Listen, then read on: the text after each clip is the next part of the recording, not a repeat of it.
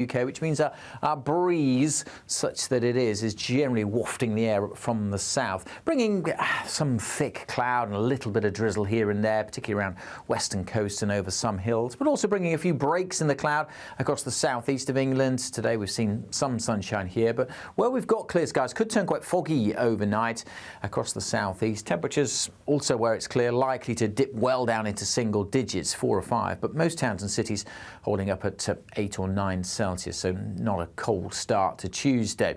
Will be, again, quite a cloudy start, and there's the possibility of a few fog patches across parts of the southeast. Bear that in mind for the morning rush hour. Some breaks in the cloud are possible, particularly North Wales and, as I mentioned at the start, parts of northern Scotland, most favoured for a bit of blue sky tomorrow. But for most of us, the skies will be grey, that cloud thick enough for a little bit of drizzle here and there, again on some coasts, particularly maybe the east coast of Scotland, but also down to the southwest. Some drizzle is possible across Pembrokeshire, Cornwall, and perhaps drifting up towards parts of Northern Ireland later on. But again, not really amounting to much, just a bit of drizzly rain. Some breaks in the cloud across East Anglia in the southeast, again possible.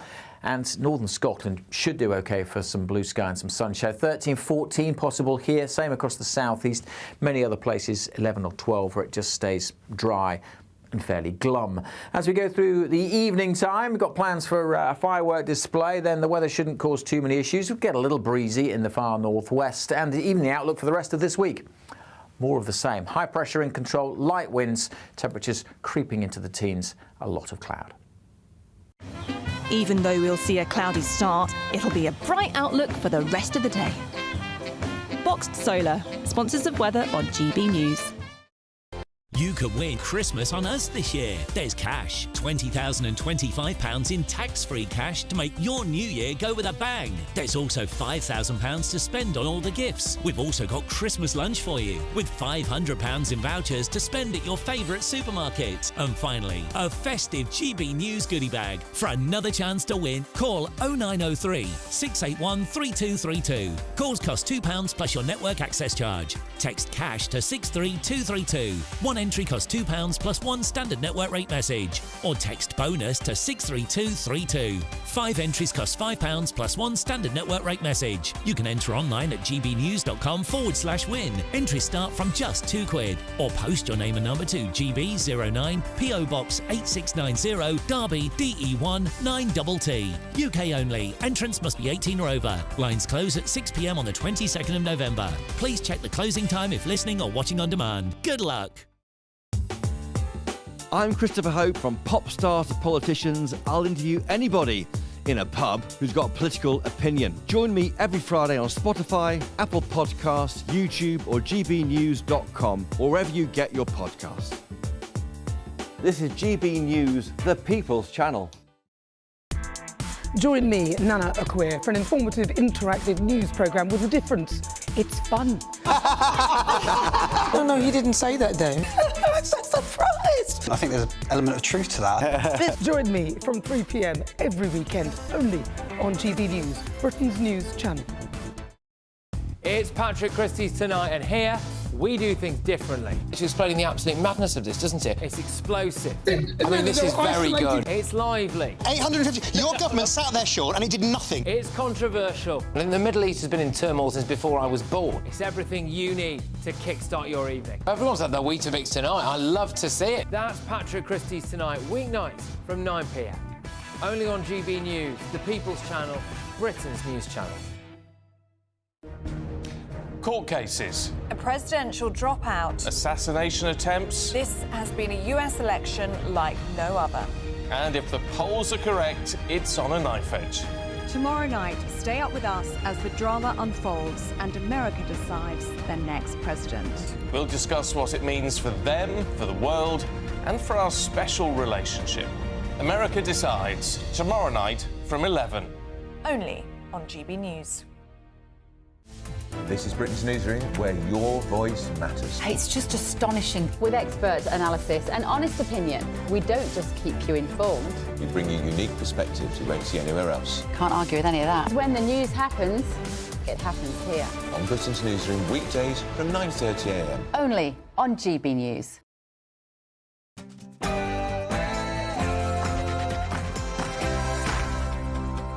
One thing that benefited me greatly was not having tuition fees. And there we go. In 2019, Keir Starmer backed Jeremy Corbyn's plans to abolish university tuition fees.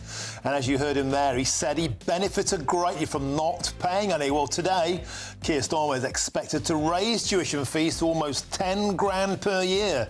Another day, another Labour U-turn. Well, we'll have all the reactions to this story throughout the show.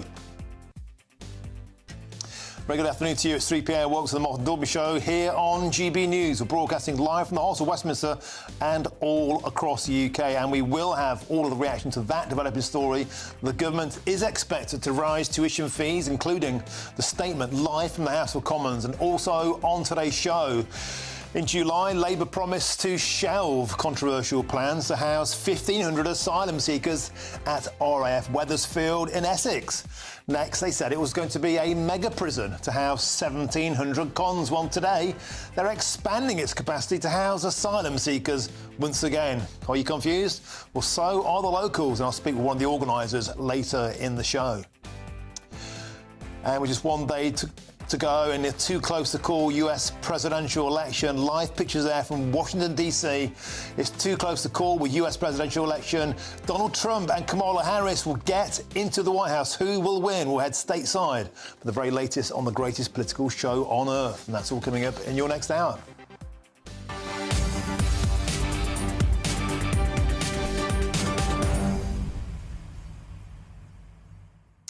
Well, it's a show. It's always a pleasure to have your company. So, over the weekend, Kemi Badenoch was announced as the new Conservative leader.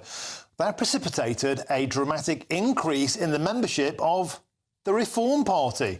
Zia Youssef, the chairman of the party, will join me later on in the show to tell us why he believes Nigel Farage's outfit has been the unlikely recipient, the beneficiary of Kemi Badenoch getting into the Tory top job. And in bullish mode, Mr Youssef believes that the Reformers can overtake the Tories in terms of membership in the coming months. What do you think? Have you jumped ship to Reform because Kemi Badenoch got in, or is the route to securing the future of the country still with the Conservatives? Let me know your views. Post your comments by going to gbnews.com/your say.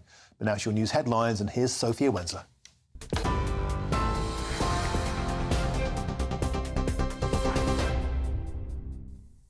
Thanks, Martin. I'm Sophia Wensler with your headlines. It's just gone 3 o'clock. GB News understands that Sir Keir Starmer will raise university tuition fees. It's been reported that this afternoon the Education Secretary, Bridget Phillipson, will announce the increase, which will see tuition fees rise in line with the retail price index inflation. This will be the first raise in tuition fees in nearly 8 years.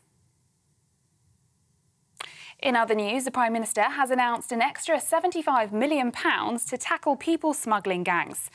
Sir Keir Starmer says he wants the country's approach to border security to change, saying the world needs to wake up to the severity of this challenge. Here's what the Prime Minister had to say at the Interpol conference in Glasgow earlier today. We understand how these gangs work. We can invest in new capabilities and enhance powers to smash them. So we're giving our new Border Security Command an additional £75 million of new funding on top of the £75 million we've already committed. This will support a new organised immigration crime intelligence unit, hundreds of new investigators and intelligence officers, backed by state-of-the-art technology. Kemi Badenoch is making her first senior appointments as the new leader of the Conservative Party. GB News understands that Laura Trott has been appointed the Shadow Education Secretary, with Neil O'Brien appointed as the Shadow Minister of State for Education. Dame Rebecca Harris will be the party's Chief Whip, replacing Stuart Andrew. Nigel Huddleston and Lord Dominic Johnson have also been appointed as the joint party chairman. However, GB News also understands that Sir Oliver Dowden will not serve in Badenoch's shadow cabinet. The leader of the opposition will continue to make her appointments throughout the day in time for her first shadow cabinet meeting tomorrow. And some breaking news. A 10-year-old girl killed by her family's pet dog has been named as Savannah Bentham. Her family say they are utterly shocked and devastated by her death. North Yorkshire police were called to the area on Friday and found Savannah had suffered what they say were serious injuries, having been bitten by the dog, and she died at the scene. Police are continuing to investigate the attack, including why the dog attacked Savannah. Over to the States now, where the final day of campaigning to decide the next president of the United States begins. Candidates Kamala Harris and Donald Trump are touring swing states in a final push for what is being described as a neck-and-neck election. Polls in states such as Pennsylvania and Michigan show the two candidates are tied ahead of tomorrow's election day. A missing British couple have been found dead days after flash flooding hit Spain. It's been reported that the couple's daughter confirmed her parents' bodies after they were found in their car on Saturday. This comes as Spain's airport operator has now cancelled 50 flights from Barcelona's airport amid an extreme danger red alert rainstorm is set to hit the city. And Quincy Jones, the music producer and composer, has died at the age of 91. Jones worked with some of the music industry's titans, such as Michael Jackson, Frank Sinatra and Snoop Dogg. Jones's publicist confirmed he died at his home yesterday, surrounded by his family. Those are the latest GB News headlines. Now it's back to Martin. For the very latest GB News direct to your smartphone, sign up to News Alerts by scanning the QR code or go to gbnews.com/alerts.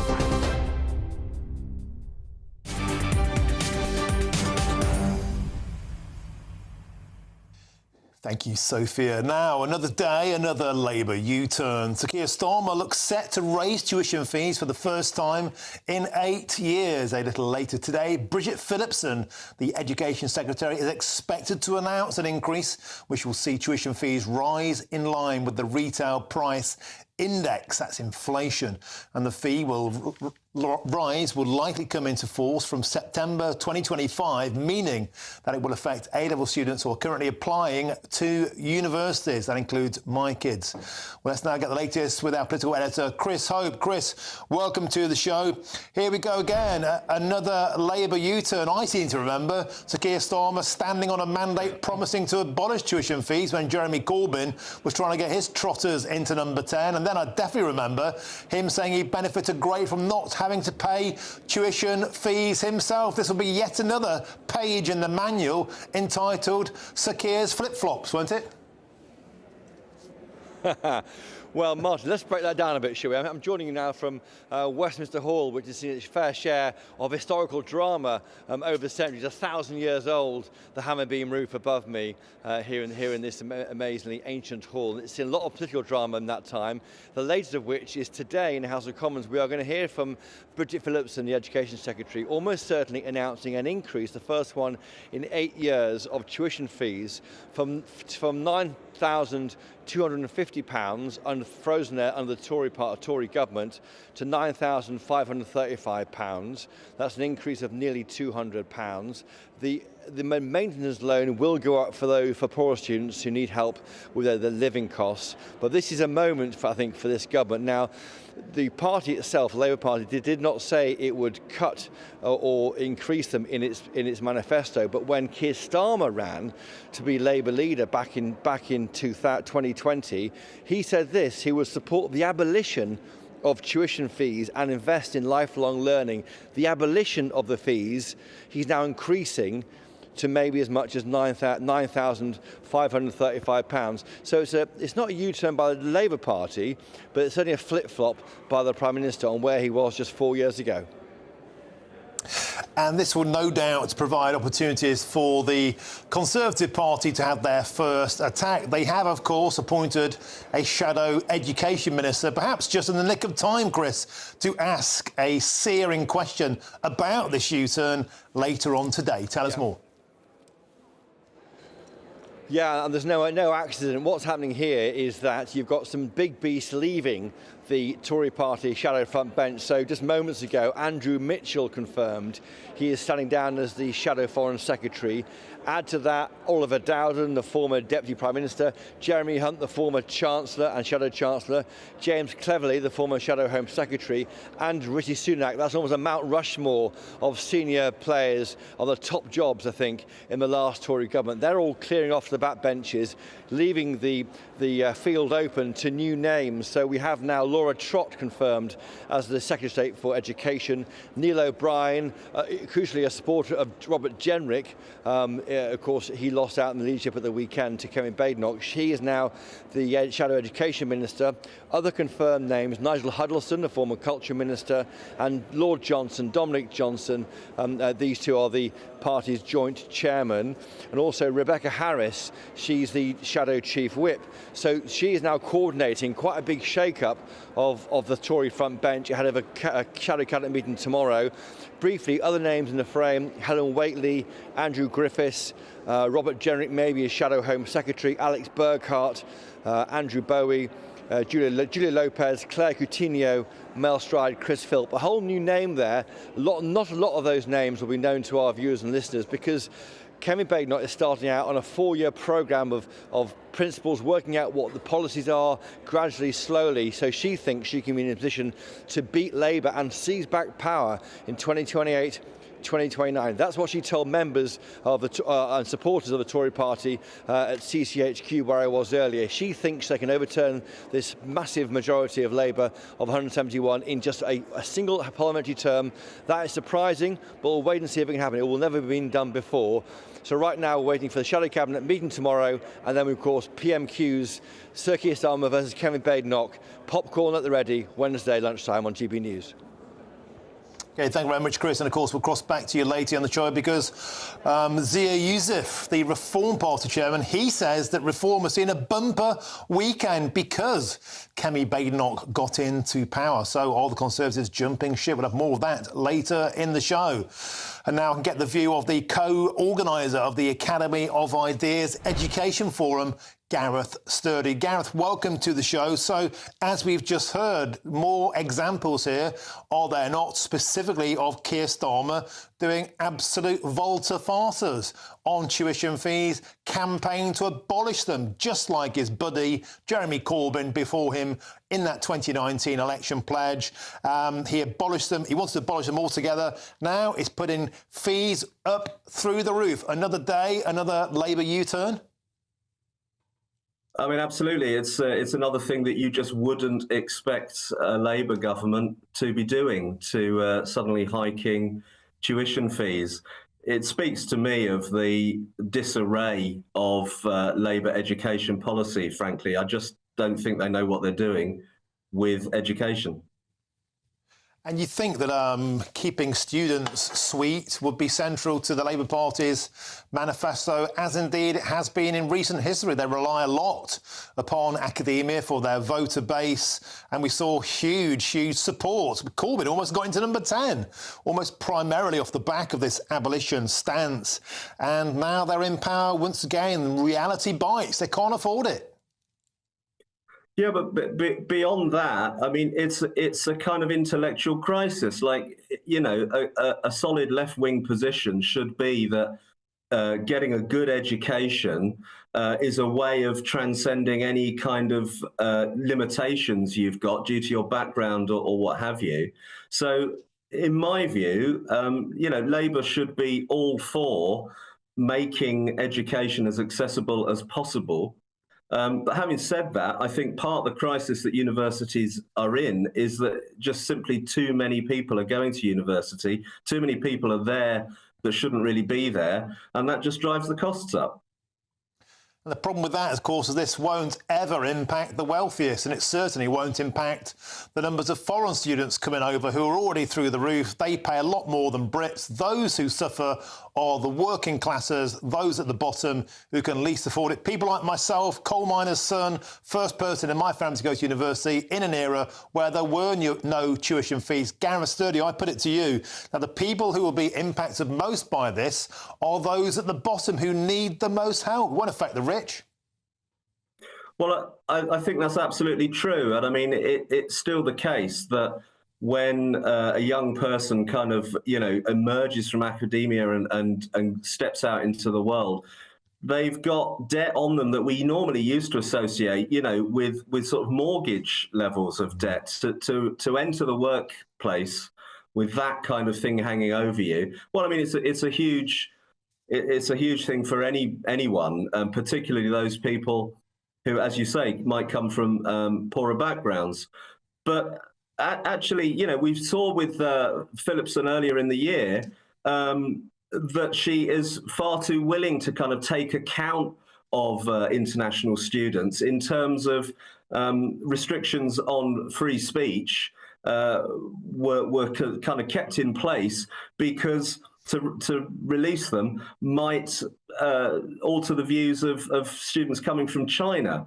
So, I mean, it's the effect of international students on the university sector is a really serious thing. And I think we ought to be thinking about primarily what are the intellectual values we want to instill at universities, and think about the commodification and the role of international students and so on, kind of further on in the process. But at the moment, degrees aren't worth the money that the considerable amount of money that students are paying for them.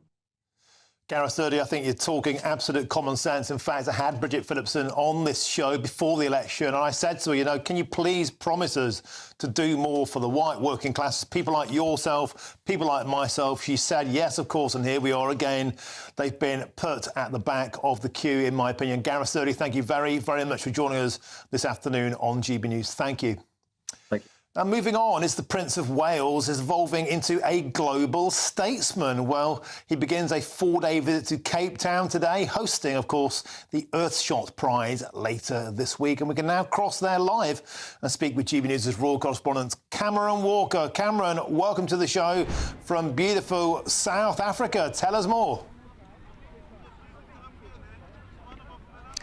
Good afternoon, Martin. I mean, Prince William was very much thrown into the deep end here. He landed in South Africa earlier today, where he was being tackled on this very rugby pitch by former rugby stars and some of the children that you can see behind me. This is the Ocean View School rugby pitch, and it's part of the Atlas Foundation's rugby training programme, which aims to tackle child poverty. That's what the charity aims to do. And it was founded by the former England rugby player, Jason Leonard, who was here meeting Prince William earlier today, because one of the reasons Prince William is here, his aim is to shine a light on young people and the next generation. And something that really worries a lot of the young people we've been speaking to here in South Africa, and indeed in the run-up to the Earthshot Prize, is Prince William's annual Earthshot Prize, trying to find solutions to repair the planet over the next decade, inspired by JFK's moonshots, trying to solve the seemingly impossible task to put a man on the moon in the 1960s. It's the same concept with Prince William, trying to repair the planet. And I was actually lucky enough earlier today to spend some time with Robert Irwin, who is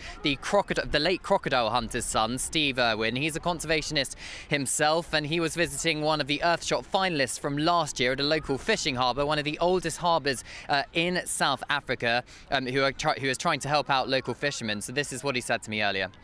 So Robert, thank you so much for joining us here on GB News in this beautiful Cog Bay in South Africa. Just explain to me what you've been doing here this morning. This is an incredible place, Cog Bay. I mean, what a gorgeous backdrop. I've spent the morning with the team at Abelobi, a really amazing organisation that are leading the charge in oceanic conservation here and looking at creating more sustainable fishing in this area, but doing so in a way that is actually benefiting the fishers and is benefiting people that, I mean, their entire livelihood is based on the aquatic animals that you find here. And so it's about really creating a very holistic approach. And when conservation benefits people and benefits communities, that is really amazing. And Abelobi is definitely leading the way there. Well, Prince William has been described by Kensington Palace as a global statesman, and he's certainly being used here in South Africa by the British government's Foreign Secretary David Lammy is also in the country, and tomorrow Prince William has a private audience with Cyril Ramaphosa. That is the South African president. It's being described as a follow-up to the inward state visit of 2022. So Prince William, David Lammy and the President of South Africa in a room talking about shoring up relationships between Britain and South Africa. Excellent stuff there from a windswept Cape Town. Thank you very much. Doesn't Robert Irwin just look and sound exactly like his dad, Steve Irwin, the crocodile hunter, sadly missed. Hope to catch up with you later in the week and the show. Thank you very much, Cameron Walker. Now, how would you like to win your entire Christmas this year? I know I would. Well, we're giving you the chance to do exactly that with the very latest Great British Giveaway, a bumper festive edition. Here's the details that you need to try and win. We could be delivering the perfect Christmas to you this year.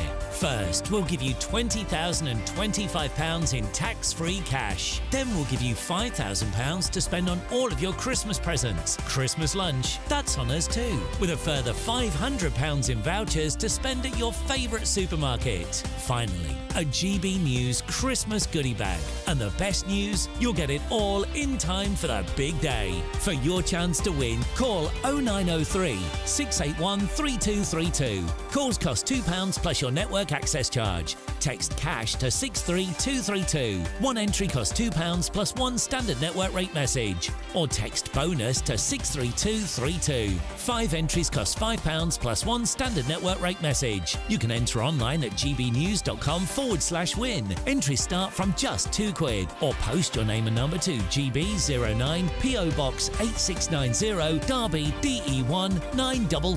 UK only. Entrance must be 18 or over. Lines close at 6 p.m. on the 22nd of November. Please check the closing time if listening or watching on demand. Good luck. Coming up today, Sir Keir Starmer has announced £6 million of extra funding for Interpol and an extra £75 million to Border Security Command over the next 2 years. But combined, that's less than we spend in just 20 days on asylum seeker hotels alone. Is this just another gimmick from the Prime Minister? That's next. I'm Martin Daubney on GB News, Britain's news channel.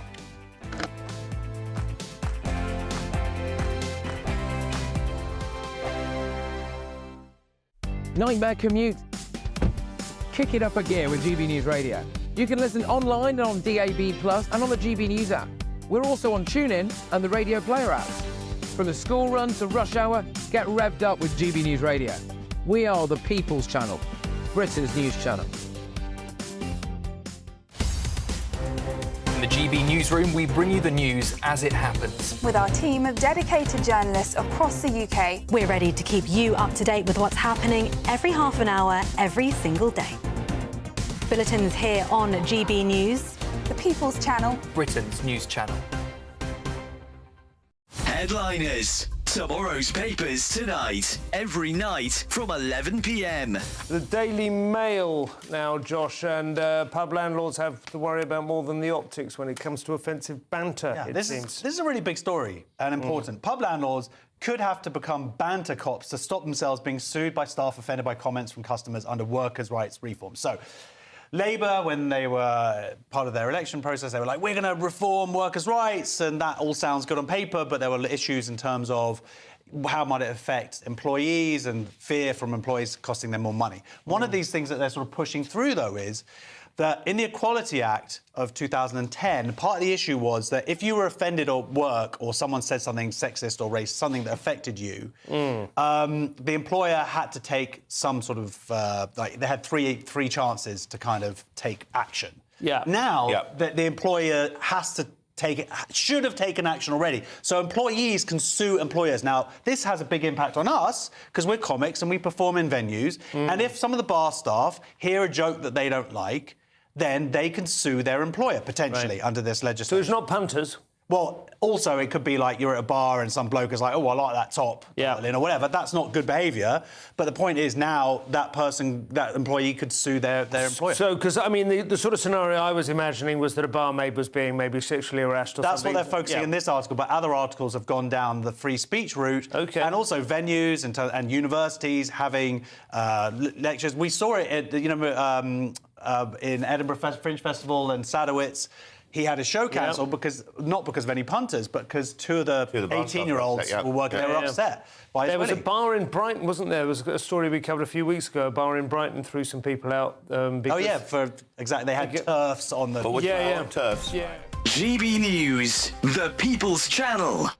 We're proud to be GB News, the People's Channel, and as you know, we always love to hear your views. Now, there's a new way of getting in touch with us at gbnews.com/yoursay. By commenting, you can be part of a live conversation and join our GB News community. You can even talk to me, Bev Turner, or any of the members of the GB News family. Court cases. A presidential dropout. Assassination attempts. This has been a US election like no other. And if the polls are correct, it's on a knife edge. Tomorrow night, stay up with us as the drama unfolds and America decides their next president. We'll discuss what it means for them, for the world, and for our special relationship. America Decides, tomorrow night from 11. Only on GB News.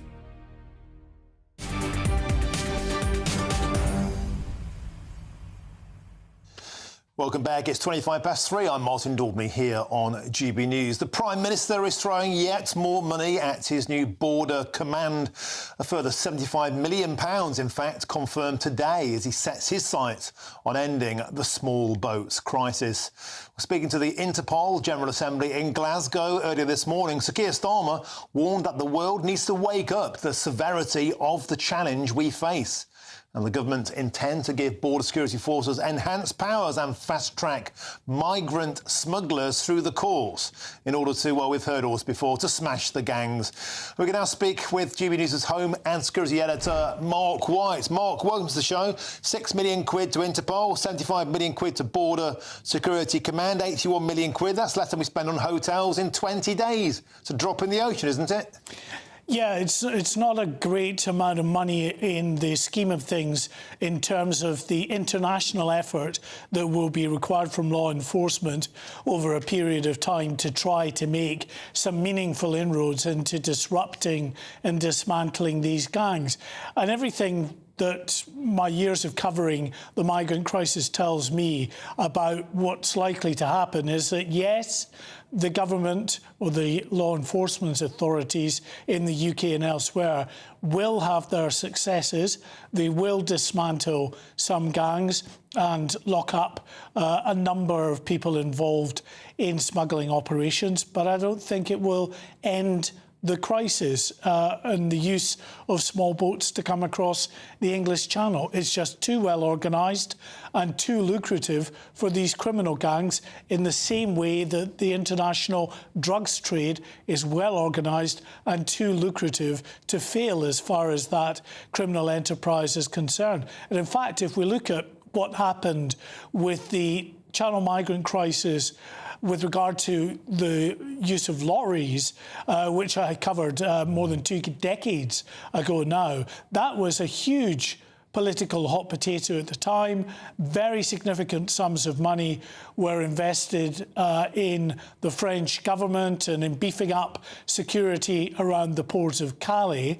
But if we go to Calais now and spend an evening there, we will see that, OK, maybe not on quite the same level. That's because there's a small boats crisis, or the small boats means of coming across the channel that they can concentrate on. But still, in the course of a year, thousands of migrants, and we never know the true number because those that make it.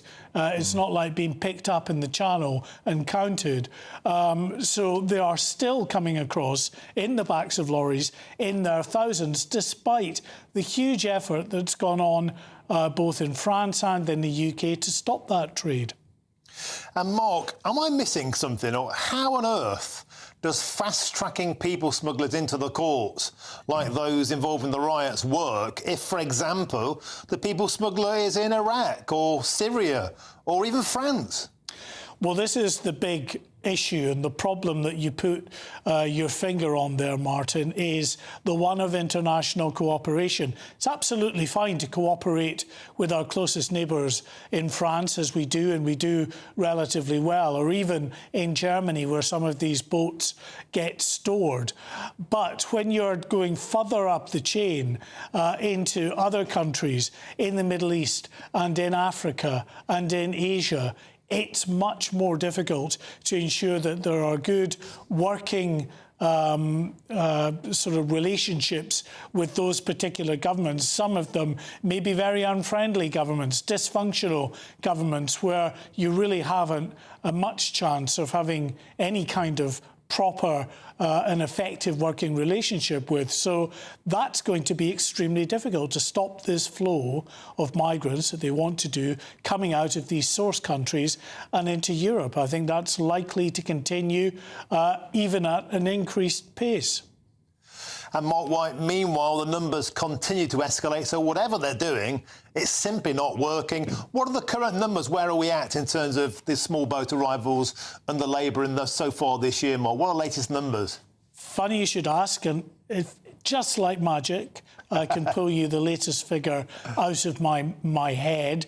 It's 31,036 who have now crossed the English Channel so far this year, and that figure is coming on for 1,600 above where we were for the whole of last year. And Martin, we've still got the better part of 2 months to go before this year is out. And yes, while we enter the winter months, the good days in the Channel for crossings will be more limited. There will still be plenty of days when it's passable for these people smugglers, and we know that they'll just push the boats out regardless, because one of the very last things they care about is the safety of those that they're sending across the Channel. Mark White, up to the moment information, 31,036. Excellent as ever. Thanks for joining me on the show, and see you again in the next hour. Thank you. Now, there's lots more still to come between now and 4 o'clock. In July, Labour promised to shelve controversial plans to house 1,500 asylum seekers at RAF Wethersfield in Essex. Well, today, they're expanding its capacity to house even more asylum seekers. Confused? Well, so is the head of the local parish council. I'll speak to them soon. But first, here's your headlines with Sophia Wenzel.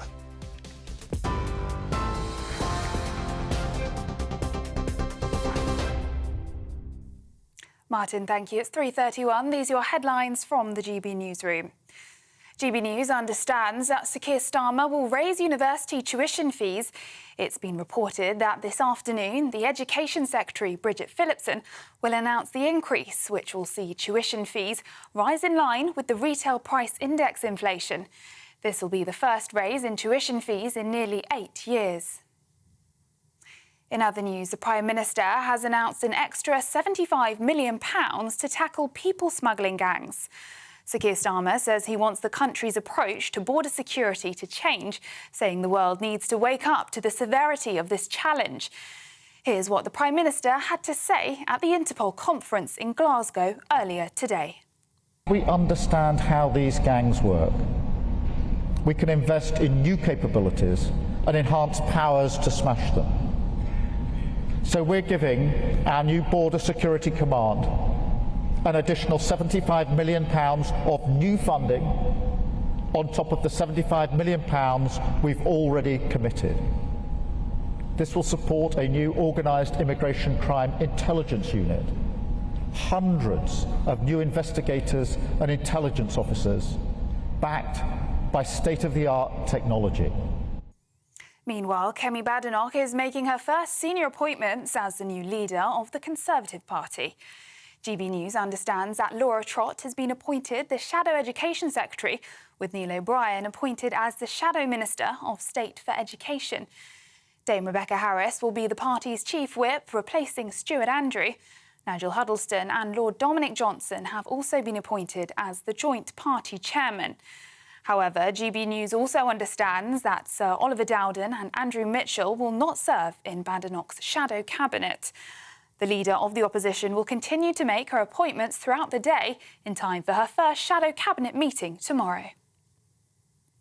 In other news, a 10-year-old girl killed by her family's pet dog has been named as Savannah Bentham.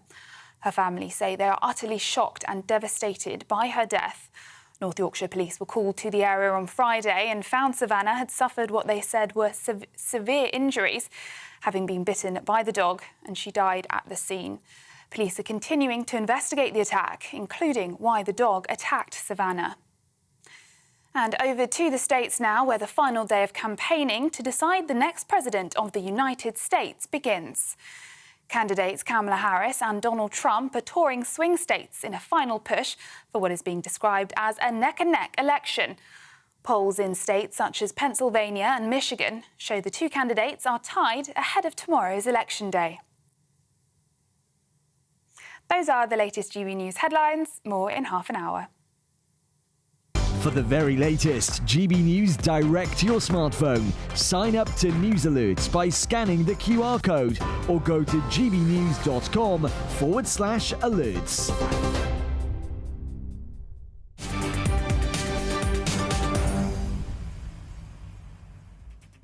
Thank you, Sophia. Now, if you want to get in touch with me, you know what to do. You go to gbnews.com/your say, put down your comments, and I'll read out the best of your messages a little later in the show. I'm Martin Daubney here on GB News, Britain's news channel. Afternoon, time for your latest weather update from the Met Office here on GB News. Tomorrow, pretty similar to today. Most places just grey but dry. Some sunny spells are likely. Most likely across northern Scotland. High pressure is dominating, but sitting just to the east of the UK, which means our breeze, such that it is generally wafting the air from the south, bringing some thick cloud and a little bit of drizzle here and there, particularly around western coast and over some hills, but also bringing a few breaks in the cloud across the southeast of England. Today we've seen some sunshine here, but where we've got clear skies could turn quite foggy overnight across the southeast. Temperatures also where it's clear likely to dip well down into single digits, 4 or 5, but most towns and cities holding up at 8 or 9 Celsius, so not a cold start to Tuesday.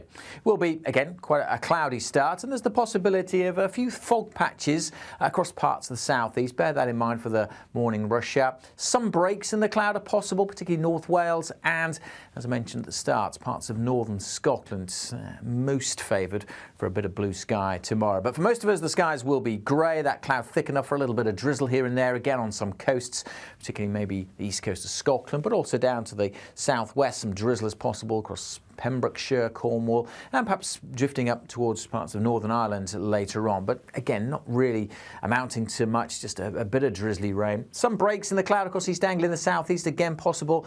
And northern Scotland should do okay for some blue sky and some sunshine. 13, 14 possible here, same across the southeast. Many other places, 11 or 12, where it just stays dry and fairly glum. As we go through the evening time, we've got plans for a firework display, then the weather shouldn't cause too many issues. We'll get a little breezy in the far northwest, and even the outlook for the rest of this week. More of the same. High pressure in control, light winds, temperatures creeping into the teens, a lot of cloud. The latest GB News travel. Good afternoon, hello again to you. I'm Jules Buckley. Cumbria firstly heading toward Levens on the eastbound side of the A590 is still blocked by the Gilpin Bridge in there and queuing. It's at the scene of an earlier collision. Dr. Hollywood in Birmingham in the West Midlands, the Ulster Road, the southbound side of the A435, close from Druids Heath down towards Station Road. A collision there being investigated, still causing queues. Congestion to clockwise M25, Romford at 29 to Lakeside at 30, lane 1. The inside lane of 4 is still coned off as an earlier collision there gets recovered, still causing delays that one. And in Dorset in Cheddington, the A356 still closed between the Mosterton turn-off and the Corscombe turning. 2 vehicles there involved in an earlier collision, so closed both ways, still seeing delays there. And that's the latest. You can stay up to date throughout the day by visiting our website, gbnews.com.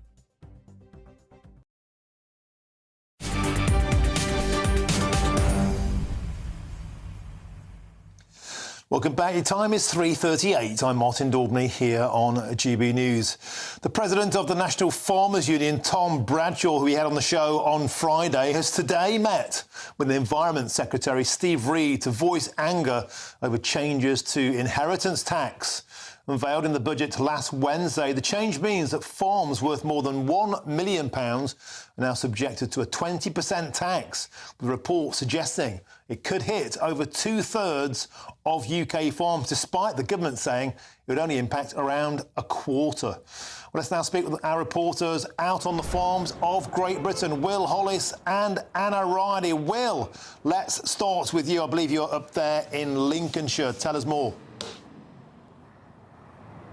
Yes, well, Lincolnshire is often called the breadbasket of Britain. That's how much food is grown here. Around 30% of vegetables, 20% of poultry.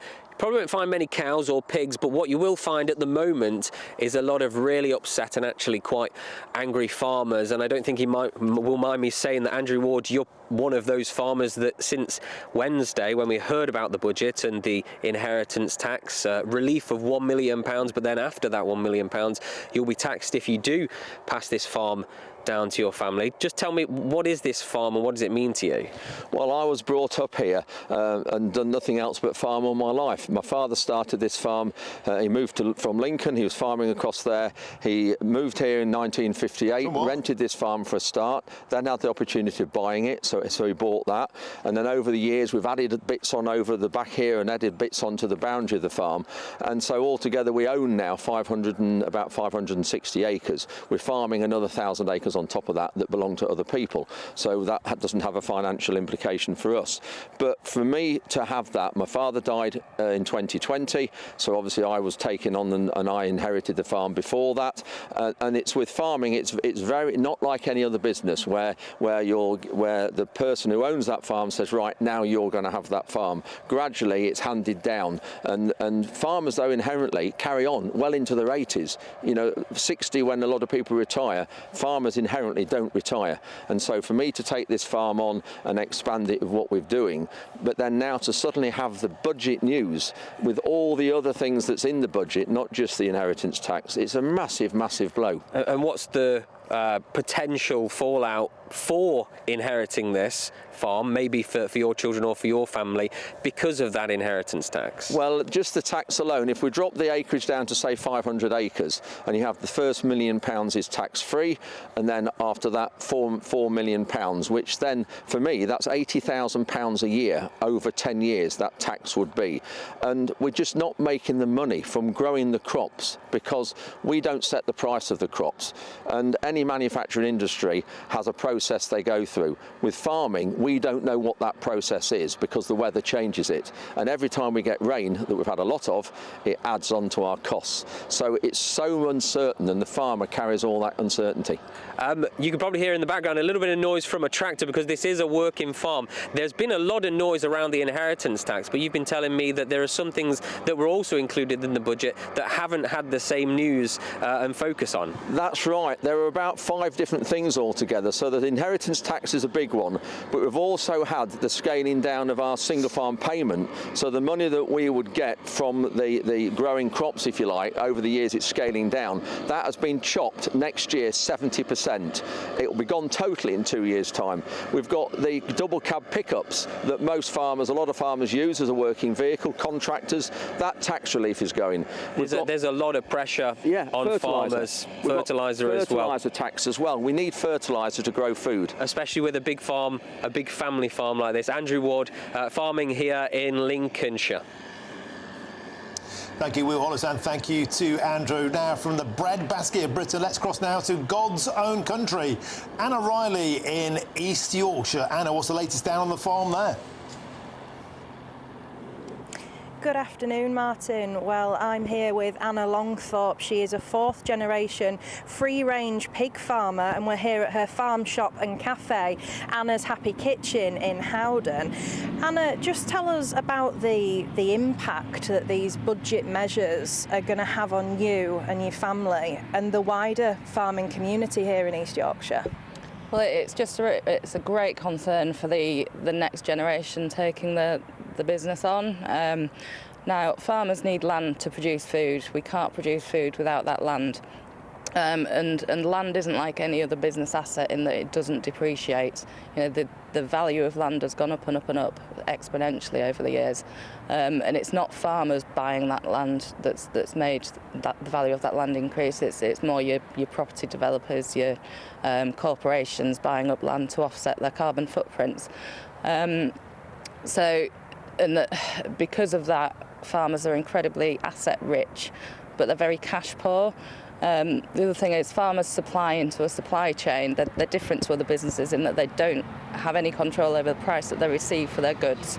So they're dictated to by the supply chain what they will receive, and sometimes that's above cost of production, sometimes it's below cost of production. And the hope is over time, over the years, over the generations, that largely the profits outweigh the losses. But it's a risky business, but that's the hope over time. Now, because of that supply chain, like I say, farmers are cash poor. They don't have money sitting in the banks. A lot of them are running off their overdrafts. And so the concern is the next generation, when they're having to pay that inheritance tax bill because of the value of that land and of the assets involved in it, they won't be able to pay that unless they sell an asset. Now, once you start selling off land, that makes that business less and less viable. As well as land, you've got the very expensive machinery that you need to work the land, the tractors, the combine harvesters, and you need to be of a certain size in order to spread that overhead, just like any other business. So it's, as well as hitting the farmers really hard in the pocket, what it's going to do, like I say, they're going to have to sell off land. They're not going to be producing the food. If they'll be selling that land probably to somebody who's not going to continue producing food on that land. It's going to be your property developers, your corporations that aren't using the land to produce food. So it's massively compromising food security in the nation, and it's going to push up food prices. Thank you, Anna. Thank you for your take on this. So that's the view here from Anna Longthorpe in Howden, and the fact that food security might be at risk with the decision made in the budget, as well as that impact on farmers. Well, thank you to Anna in East Yorkshire, and also to Will Hollis and Andrew there in Lincolnshire. The huge farmers' protest due on November the 19th. We're expecting an announcement today from the government. Will that protest be cut off, or will Anna be bringing some of that pig slurry down to Westminster on the 19th? Stay tuned. We'll have more on that as it breaks. Now, coming up with just one day to go in the too close to call US presidential election, just who out of Donald Trump and Kamala Harris will get into the White House? We'll be heading to the stateside for the very latest. Donald Trump, I believe, is due to speak soon. I'm Martin Daubney on GB News, Britain's news channel.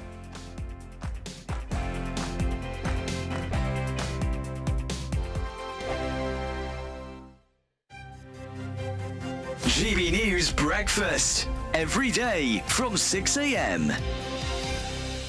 Following the summer riots and the resurgence of far-right ideologies, the former Education Secretary told peers that reinforcing shared values is now more crucial than ever.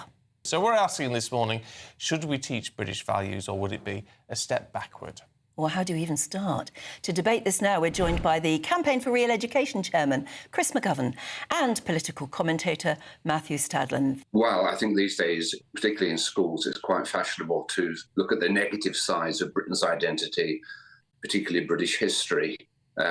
Personally, I think I'm very proud of being British, and I think we need to be proud of our country like most other countries around the world are. As Chris says, Matthew, lots of other countries do it. Heck, you only have to look at the United States, don't you, to see how sort of patriotic they are. Is there anything wrong in trying to instil a bit of that amongst our youth? I'm just worried it sounds a little bit communist, Stephen, being told what it is to be British. I've got my own personal but very vague views of what British values might be: inclusivity, patience, being able to queue, decency, respect for democracy and the rule of law. But I mean, very many people will have different sets of values. Some people are racist. So are British values racist? You talked about the far right. I think we all know what the far right is. It's sort of violent, xenophobic racism.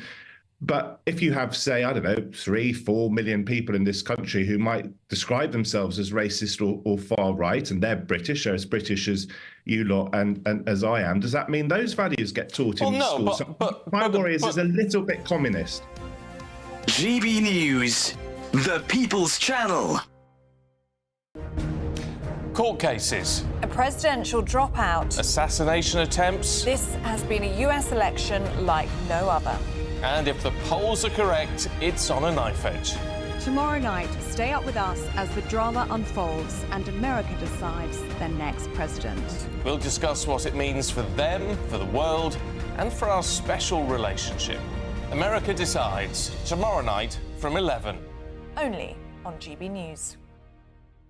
Good Afternoon Britain isn't just about us. The wonderful thing about this programme is it's about everyone watching. It's an interactive programme. Well, there absolutely is something to see here, and we're going to be talking about it more. Whether it's breaking royal news, Will, please bring us up to date. or indeed a particularly punchy speech in the House of Commons, Very, very curious. we bring it to you live, and then we bring you live reaction as well. That's Good Afternoon Britain, weekdays from midday. Only on GB News, the People's Channel, Britain's news channel.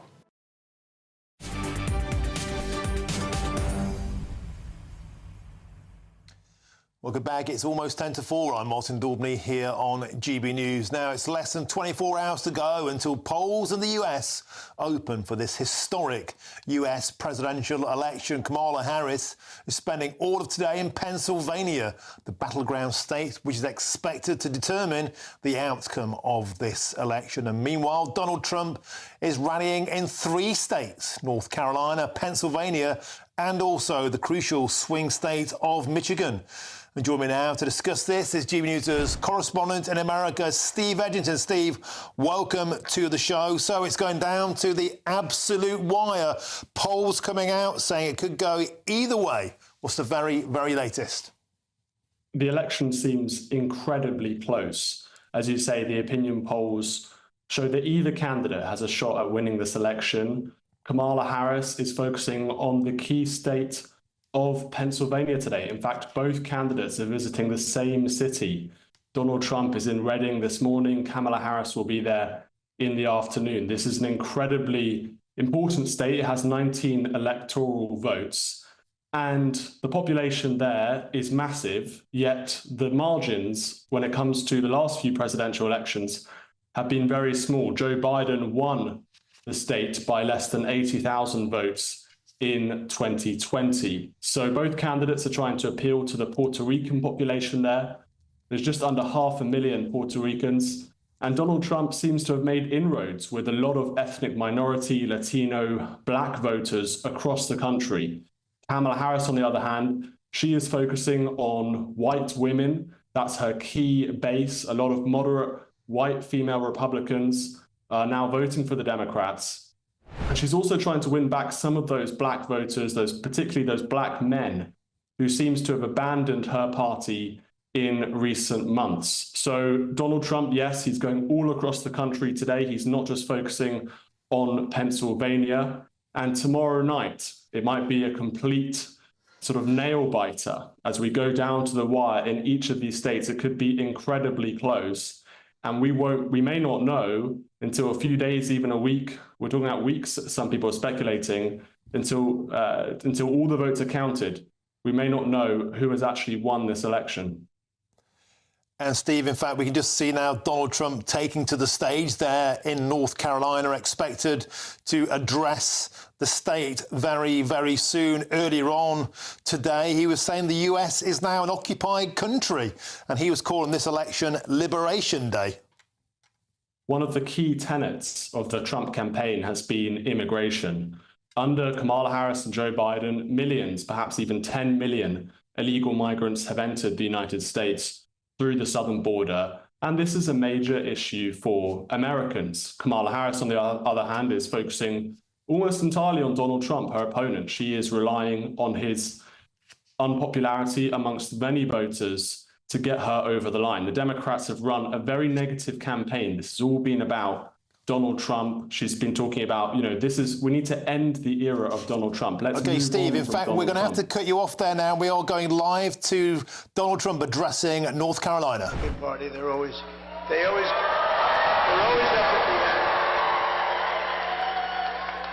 end. They always were good finishes or bad finishes, depending. Sometimes they'd get there, but you'd always go in by losing hundreds of thousands of votes.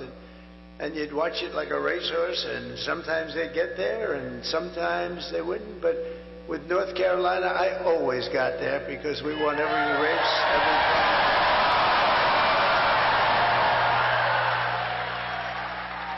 So essentially, they have an expression. I hate the expression, actually, but it's ours to lose. Does that make sense to you? It's ours to lose. If we get everybody out and vote, there's not a thing they can do. And if we don't, they have to get every person that ever signed anything in that horrendously dangerous party that's going to destroy our country. And it already is destroying our country. We just can't let that happen. We cannot let that happen. So here's my only purpose in even being here today. Get out and vote. You know that.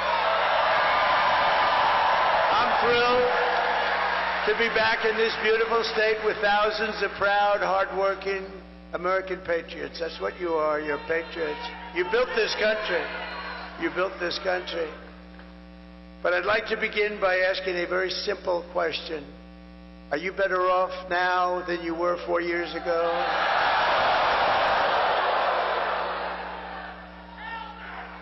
And I've asked that question so many times. I've never had one hand go up for the other. With your vote tomorrow, I will end inflation. I will stop the invasion of criminals coming into our country.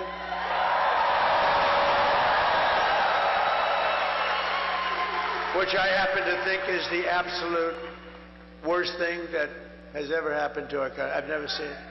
They're putting in murderers, releasing all of their prisoners from jails all over the world, not South America, all over the world, into our country. I think it's the worst thing. You know, in the polling, when I see the polling, I see that inflation and the economy are number one, which is sort of standard. But I really would like to put that, because we're going to close up that border so fast. We're going to get those people out. And she's not going to do it. She couldn't do it if she wanted to. She wouldn't know what to do. They have open borders. And you know what? If things went bad today, you would have, and tomorrow, you would have open borders the first day of that. And you'll have, they have 21 million people that they let into our country. Many of these people are murderers. Think of it. 13,099 are murderers. The big drug lords, the prison population from countries all over the world. And if I ran a country, I'd say, get my prisons. Open borders. They just walk in. No vetting. Think of it. No vetting. We have no idea who they are. You're not allowed to ask. You're not allowed to ask. They just walk right into our country. And they kill people. You have murders. So you have 13,099 murders. Many of them have killed far more than one person. Bad things are going to happen. And you have terrorists at levels that we've never seen before. We had terrorists down the lowest we've ever. I had in 2019, and this isn't done by me, this is done by Border Patrol, which, by the way, endorsed me. They gave me a great endorsement. They said, he's the greatest president ever. He's the greatest president. The head guy, boy, Paul, was great. He made a beautiful speech, but he said, he's the greatest president our country has ever had. I said, does that include Lincoln, Washington, and a couple of them? But it's very nice. But they gave me the strongest endorsement. And I have to say this, in the same little speech, they said she's the worst thing to ever happen to our country. And it's very hard for them to say that. She never made one phone call in 4 years to the Border Patrol. How are we doing? I used to drive them crazy. They probably said, oh, no, it's the president again. Yes, we're fighting our president. I used to drive them nuts. When I had nothing to do, I said, call the Border Patrol. And we got, just drop that chart, please, that chart, my all-time favorite chart.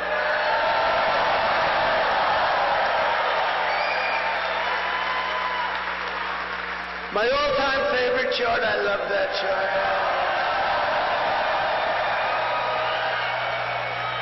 I sleep with that chart. I kiss it every night before I go. Because I wouldn't be here if it weren't for the chart. If you take a look at the arrow at the bottom, that was the day I left office.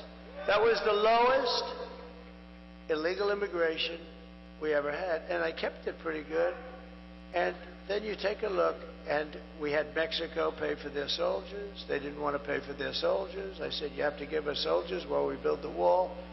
And they paid so much money to us, and they said, we're not going to do that. They actually laughed at me when I suggested it. And I said, here's what I'm going to do.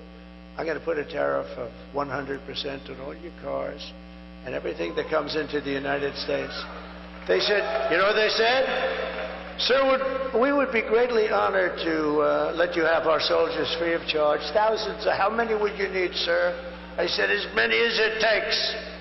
And they were great. They made a big contribution to our security, let me tell you. But they got to stop with, now we're talking Turkey. one of the first calls I'm going to make is to Mexico. You stop letting people come in through our border and come in through your southern border, and you stop it.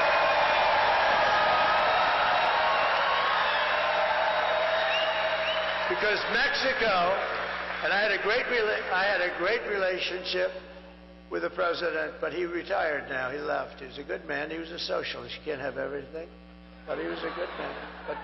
But they paid a fortune for the soldiers along the border. We were able to have great numbers. Well, built 571 miles of wall. I was going to add 200 more. By the way, far more than I said. I was talking about 200, 250.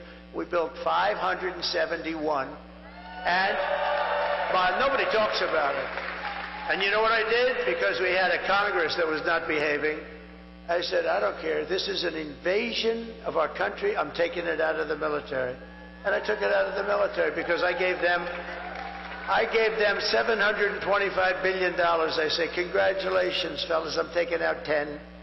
What is it for, sir? It's called a wall because we're being invaded by Mexico.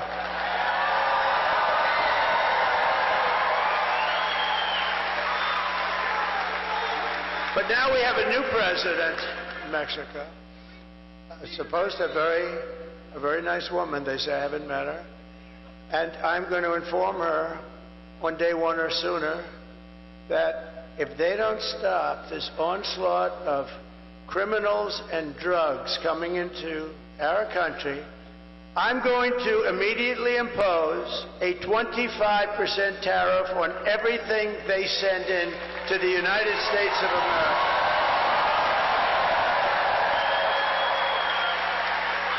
And the reason I delayed that, you're the first ones I've told it to. Congratulations, North Carolina.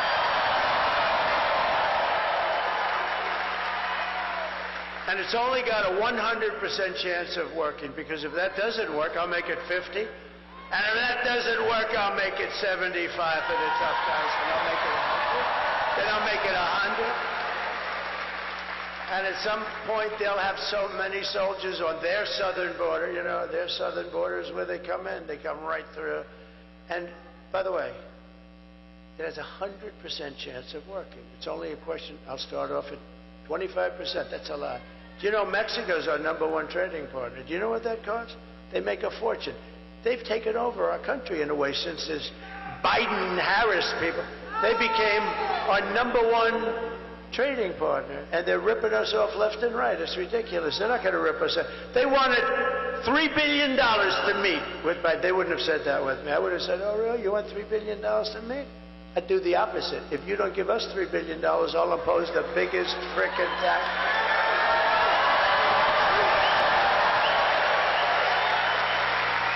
You know, I've never told you any of this, and I wanted to wait till the day because I don't want to have her. She's a low IQ individual. I don't want to have her say, you know, I had an idea last night while I was sleeping, turning, tossing, sweating. Because I sleep, I turn and I toss and I sweat and I sleep like no, I don't even sleep. You know, I've gone through 62 days without a day off, every single day. Every single day. And you know what? She takes a day off every other day.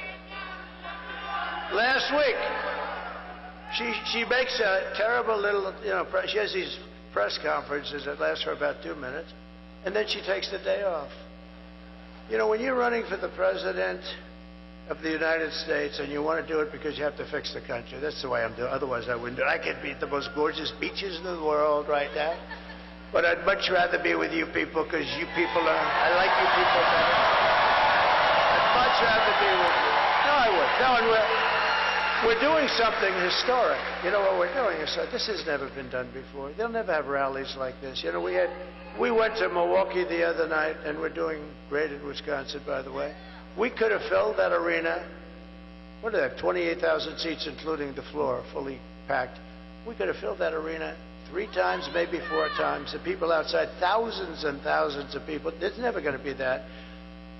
In 4 years, you're going to have a candidate, Republican, Democrat candidate, and they're going to come to North Carolina, right? And they're going to say, How many are there? And the consultants back there that make a fortune because they think they bring these people. You know, they don't bring, nobody brings anything. We bring them. We together bring them. But you know what they're going to say? And the same people that we represent, very smart people, they're very good people. You have to, you know, can't give them too much leash. We can't give them too much. But they're going to have 250 people come. And that's standard. See the ladies of North Carolina, they've come. Those beautiful, beautiful ladies, they're looking better and better all the time. These beautiful ladies, and I think they're very well to do. I mean, they're always so beautiful, beautifully coiffed. Look at that. They're just, but here's what I love. They're great Americans. They love our country. They love North Carolina. They come from North Carolina. Isn't it nice where you can sort of be closer? They'll travel to California. If I went to Hawaii, they'd be in Hawaii. I think they're loaded. You want to know the truth? I think their husbands. The reason I never see their husbands is because they're working like hell. Because these wives are traveling all over the place. 257. They've been at 257 rallies, and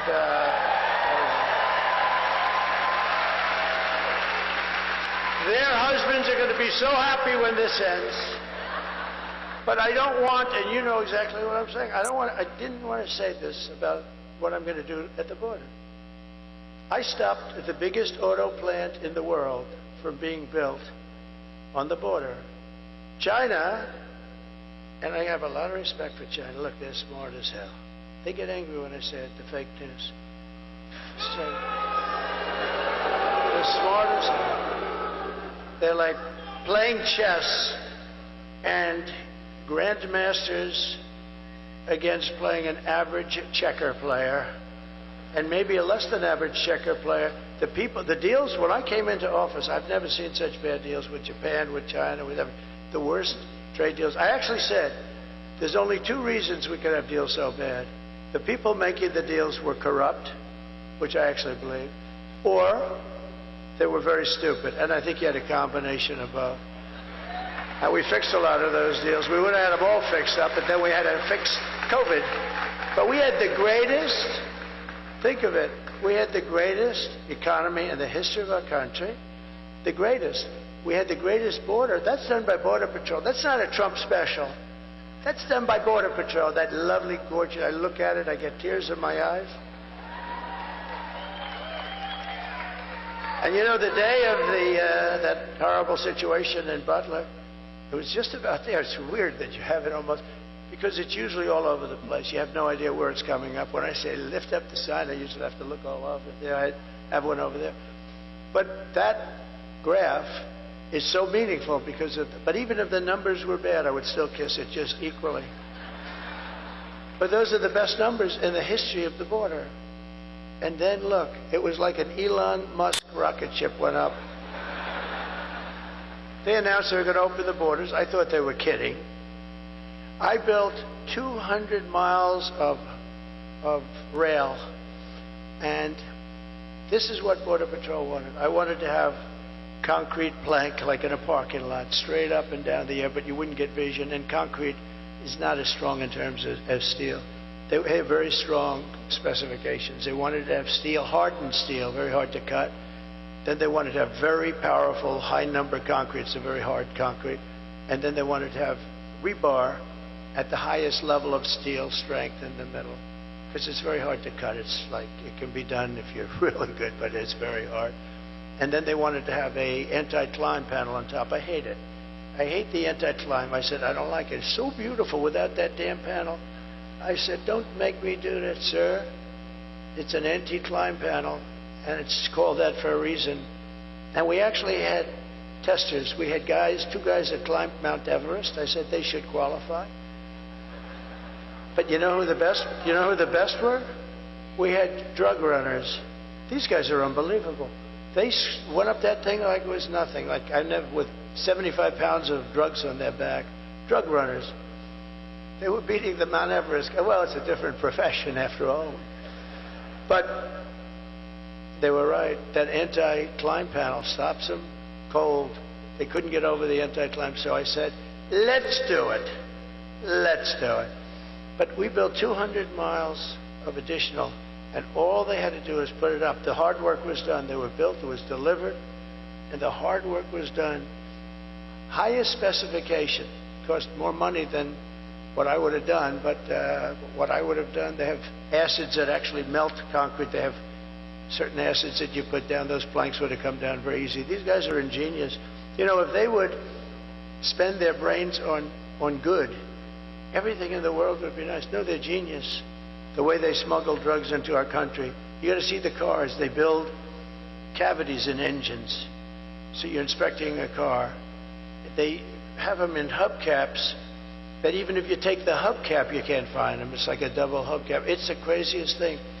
If they would spend that genius on doing good for their country or for us, I mean, we would have no problem. I mean, it's really incredible. And, you know, the people that do the trafficking, what they do with the women is they put them in trunks of cars. It's mostly women, by the way. Mostly women. A lot of people say traveling and trafficking. But the trafficking is women.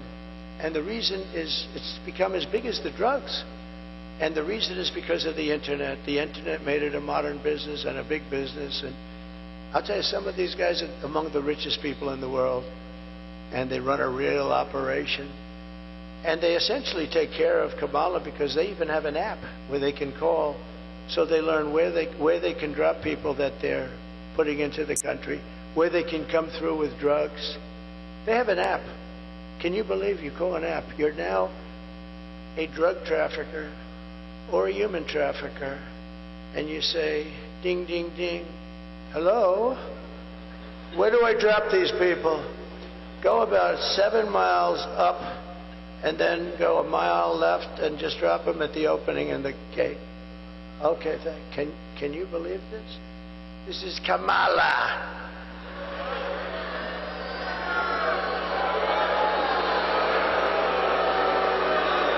So all that stuff ends very quickly. We'll get that thing built. But they could have put up 200 miles. Oh, you know what they did with that expensive stuff? And it's expensive. They had it laying in the sand, laying in the mud. It was all there to be put up. All they had to do is flip it up. It goes like, they put it up real fast. 3 weeks. The whole thing, we would have had 750 miles of wall. Think of it. And boy, walls work. Walls work and wheels work. You know, they never get obsolete, right? The computers, in about 2 minutes, they're obsolete. And, but we have the best computer guy there is, right? We have Elon. And he loves it. And you know where Elon is right now? Elon is right now. He's in Pennsylvania campaigning because he thinks it's the single most important thing he's ever worked on. Elon Musk, we want to thank him. He's an amazing guy. When I saw that rocket came down, when I saw that sucker come down, 22 stories, by the way. You know, people think it's like 5 feet high. It's 22 stories. That sucker's coming down, and it's those engines were blowing. He says it's all computers. You know, it's true. That thing. I said, oh man, it's going to crash.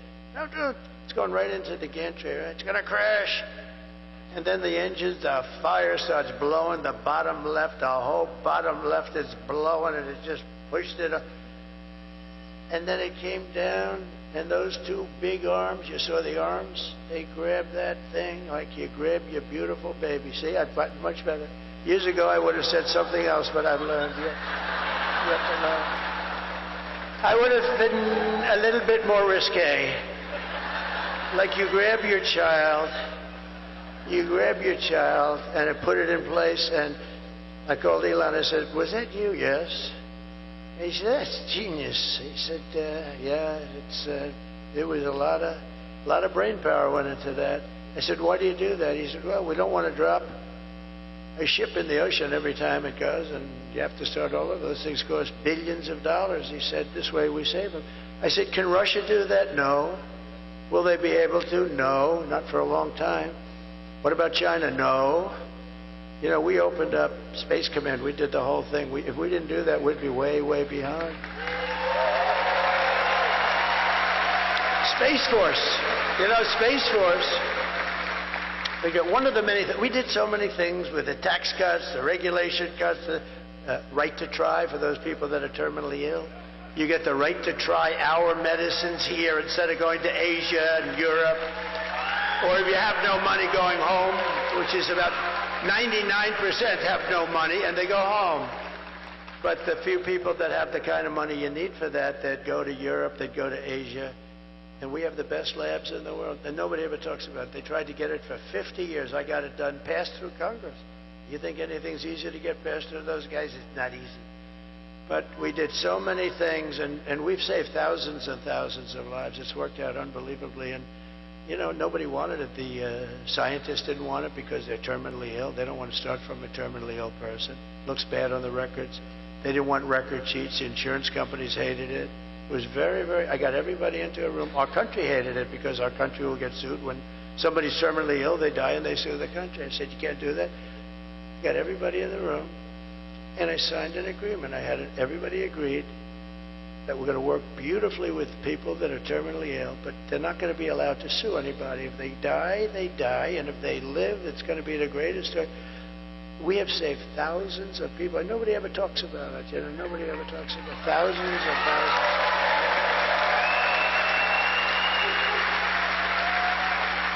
I mean, we have a person in this room who was saved by right to try.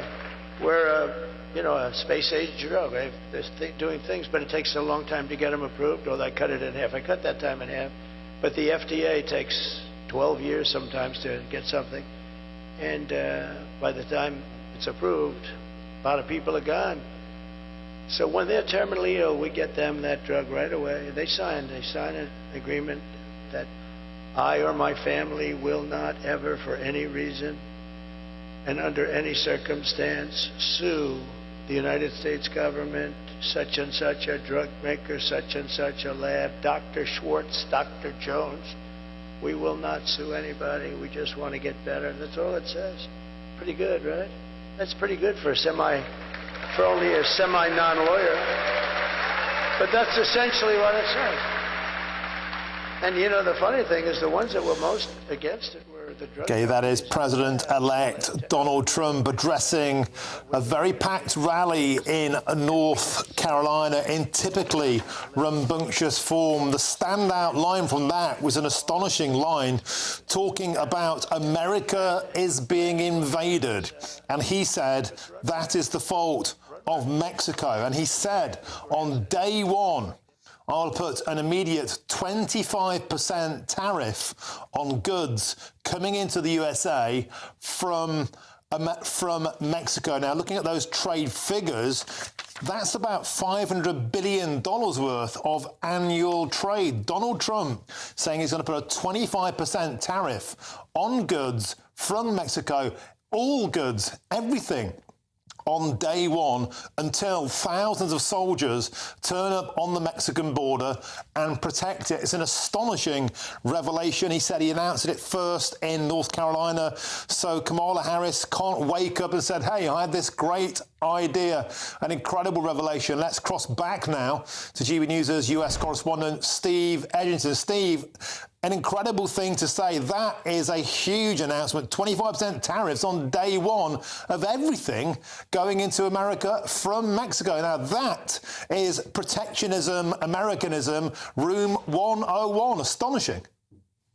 Well, this seems to be a major new policy from Donald Trump on how he's trying to tackle all of the illegal people coming across the border from Mexico, but also guns and drugs.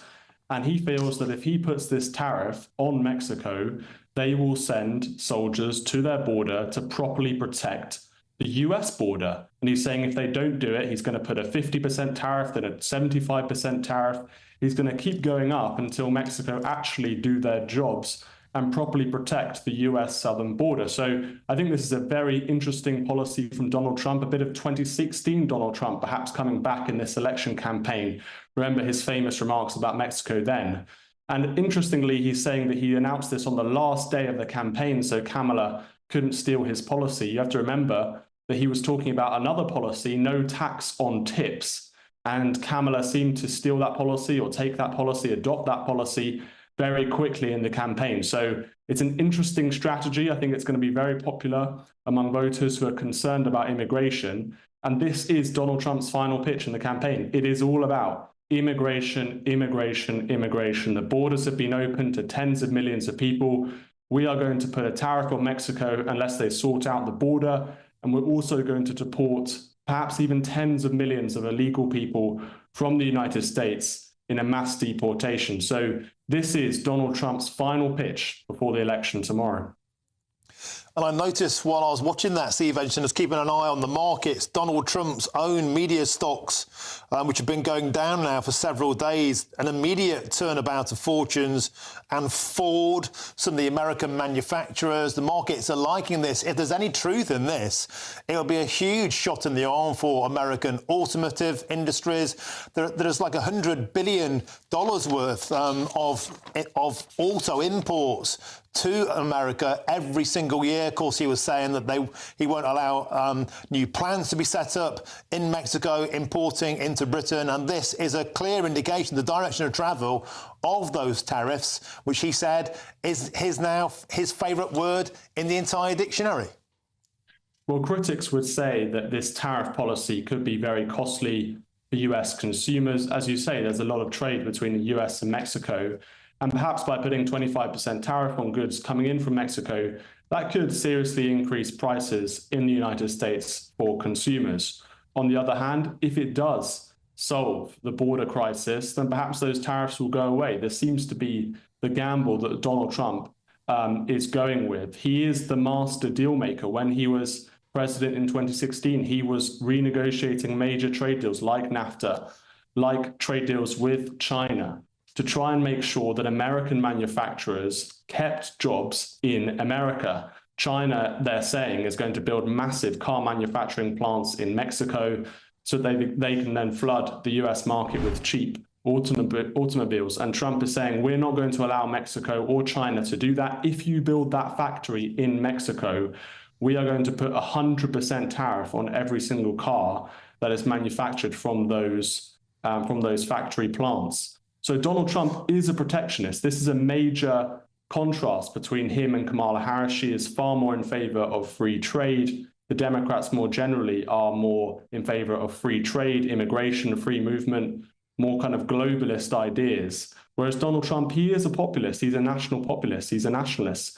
He believes in keeping jobs in the United States. And this is just a new major policy that he's announced today, live on television, live on GBNews, in fact. Another part of his policy platform of using tariffs as an economic and political weapon to keep jobs in the United States, but also to protect the US southern border. Again, we have to emphasize there has been a major crisis on the US southern border over the last 4 years. Perhaps more than 10 million illegal migrants have entered the United States. It's actually very difficult to calculate that number during this Biden-Harris administration. And what that's doing in terms of levels of crime, you've seen lots of illegal migrants who we just have no idea, their backgrounds, their criminal record checks and things like that. They're coming in and in some cases they're murdering, they're stealing, they're causing all sorts of terrible problems in America. And many people are saying this needs to end. OK, Steve Edgerton, we have to leave it there. It's certainly populist. Will it be popular? Just 24 hours to go now until those polling stations open. Steve Edgerton from America, thank you for joining us on GB News.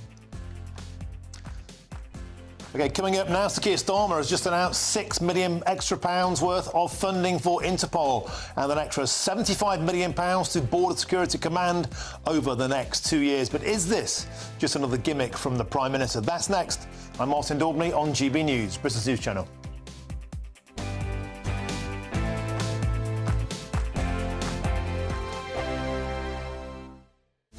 This is Britain's Newsroom, where your voice matters. It's just astonishing. With expert analysis and honest opinion, we don't just keep you informed. We bring you unique perspectives you won't see anywhere else. Can't argue with any of that. When the news happens, it happens here. On Britain's Newsroom, weekdays from 9:30 a.m. Only on GB News.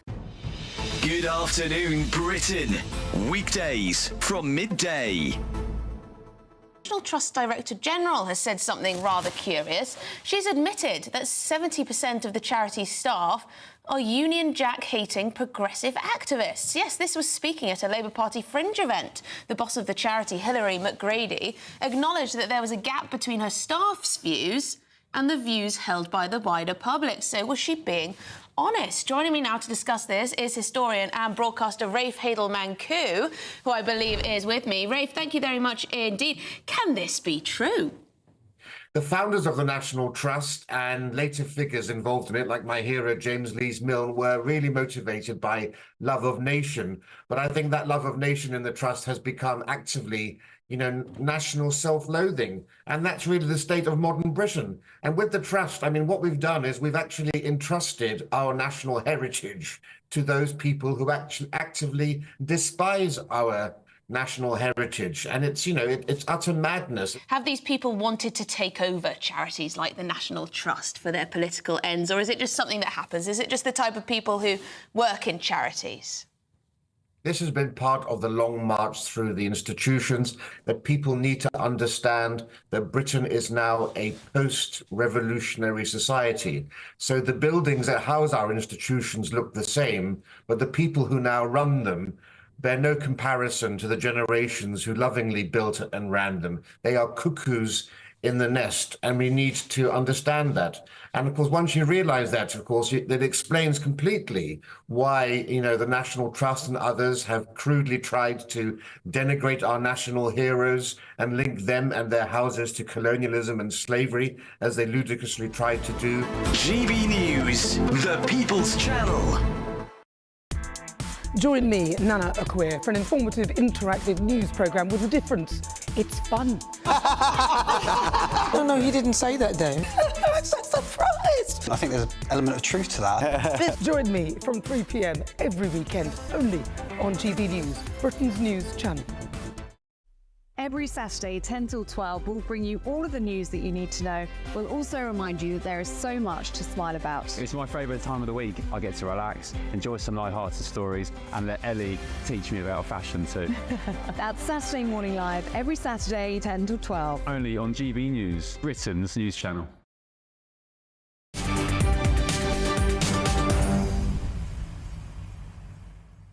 Welcome back. Your time is 4:26. I'm Martin Daubney here on GB News. Now, the Prime Minister is throwing yet more money at his new border command. A further £75 million, in fact, confirmed today, as he sets his sights on ending the small boats crisis. Well, speaking to the Interpol General Assembly in Glasgow this morning, Keir Starmer warned that the world needs to wake up to the severity of the challenge we face.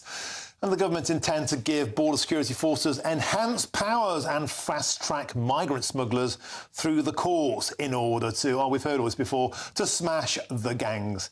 Now, for more on this, I'm delighted to say I'm joined in the studio by the former Minister for Legal Migration, Tom Percival. Tom, welcome to the show, and thank you so much for popping in to see me in the studio. So £6 million to Interpol, 75 million quid to Border Security Command. That's 81 million quid by my reckoning. That's less than we spend in 20 days on asylum hotels. Well, I think that figure is about right. And in truth, these are welcome sums of money. This is welcome work. But I'm pretty clear in my mind that this just isn't going to be enough to resolve this issue. And the lack of meaningful deterrence means that the government just doesn't have the tools at its disposal to put these evil criminal gangs out of business. The intent is right, but unfortunately, just saying smash the gangs is not a strategy to deliver that. And Tom, how can you fast-track a people smuggler into a British court if they're in, I don't know, Turkey or Syria or Iraq or Afghanistan? Again, I think this is one of the real difficulties with all of this, and it'll be interesting to see the granular detail of the policy come before Parliament for debate. But there are all sorts of technical issues involved with doing this. You've also got to work on the basis that other governments will not be as up for or as nimble in dealing with this as perhaps we would like them to be. This is a massive priority for the United Kingdom, but it's difficult to say where this features in terms of the batting order of priorities in other countries. You simply cannot devolve out to other countries responsibility for this issue. You've got to work in partnership, of course you have, but exactly as you say, there are territorial restrictions around other judicial processes that you will be waiting on if you want to try and bring some of these people to justice. So what do you think needs to be done now that the Tories have a new leader, Kemi Badenoch, perhaps not quite as tough on border control as her opponent, Robert Jenrick? He was talking tough. He sounded actually quite like a mini Nigel Farage in many ways. Leave the ECHR, get much tougher on returns. What would the Tories propose? I think, look, we've been consistently clear that deterrents work and deterrents have to be part of the strategy. And I remember when we first embarked on the journey to develop the Albania deterrent, which, working in partnership with the Albanians, saw over a 90% reduction in arrivals from Albania. And unless you have something like that in place, unless you have policies like Rwanda, you're just not going to get to grips with this, because the challenge at the moment the government's going to face is that you can make this more difficult, but these gangs are sophisticated, they move very quickly, they're fast at taking steps to try and evade justice. So the problem you're going to have is, without an ability to be able to send people to another country, such as we were able to do with Rwanda, you are effectively going to be accepting unlimited numbers of people from certain nationalities, because if you haven't got somewhere to send them, even if you refuse them, they're going to be in the UK. It's fair to say, though, Rwanda literally never got off the ground. Well, I think 2 people got off the ground, but they went voluntarily. It was tangled in red tape. It was taken down on the knees by the charities, by the NGOs, by the lawyers, precisely, actually, the same kind of opponents that Keir Starmer will now be locking horns with. If we can take it that Rwanda wasn't the solution, what about a deal with Albania? I mean, Giorgia Meloni did that, the Italian premier, and we can do an offshore containment-style plan with another country. Do we need to do that, get another partnership? Because nobody's listening to stop the gangs. No one listens to stop the boats. So I think the problem with that, and, you know, there are advantages perhaps to having an agreement like that with Albania, but the fundamental problem is that the criminal gangs will factor that into their plan. The vision that they will sell will just say, this is inconvenient for a period of perhaps 2-3 months while you're processed in Albania. But for everybody who fails to meet the requirements for asylum here in the United Kingdom, the Albanians aren't going to keep them.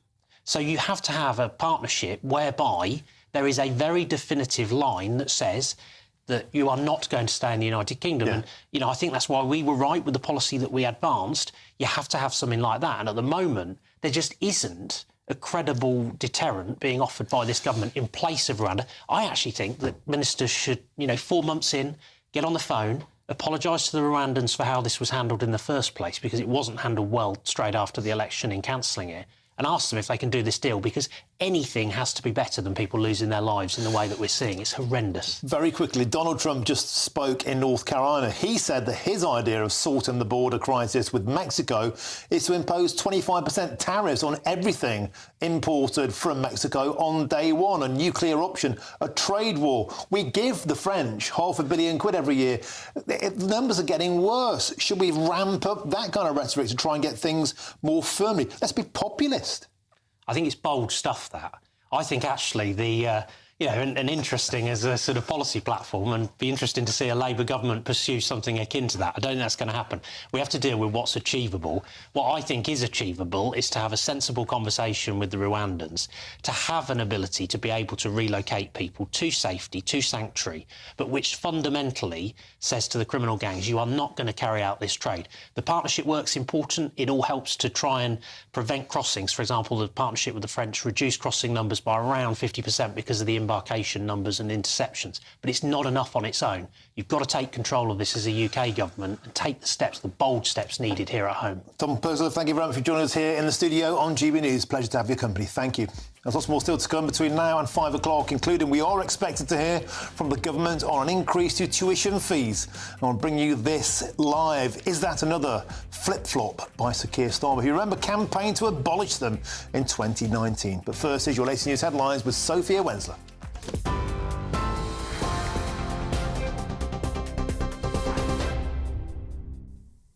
Martin, thank you. It's 4:32. These are your headlines on GB News. GB News understands that Sir Keir Starmer will raise university tuition fees It's been reported that this afternoon the Education Secretary, Bridget Phillipson, will announce the increase, which will see tuition fees rise in line with the retail price index inflation. This will be the first raise in tuition fees in nearly 8 years. Kemi Badenoch is making her first senior appointments as the new leader of the Conservative Party. GB News understands that Laura Trott has been appointed the Shadow Education Secretary, with Neil O'Brien appointed as the Shadow Minister of State for Education. Dame Rebecca Harris will be the party's chief whip, replacing Stuart Andrew. Nigel Huddleston and Lord Dominic Johnson have also been appointed as the joint party chairman. However, GB News also understands that Sir Oliver Dowden, Andrew Mitchell and former Health Secretary Steve Barclay will not serve in Badenoch's shadow cabinet. The leader of the opposition will continue to make her appointments throughout the day in time for her first shadow cabinet meeting tomorrow. In other news now, a former Scotland rugby captain has pleaded guilty to a domestic abuse charge against his estranged wife.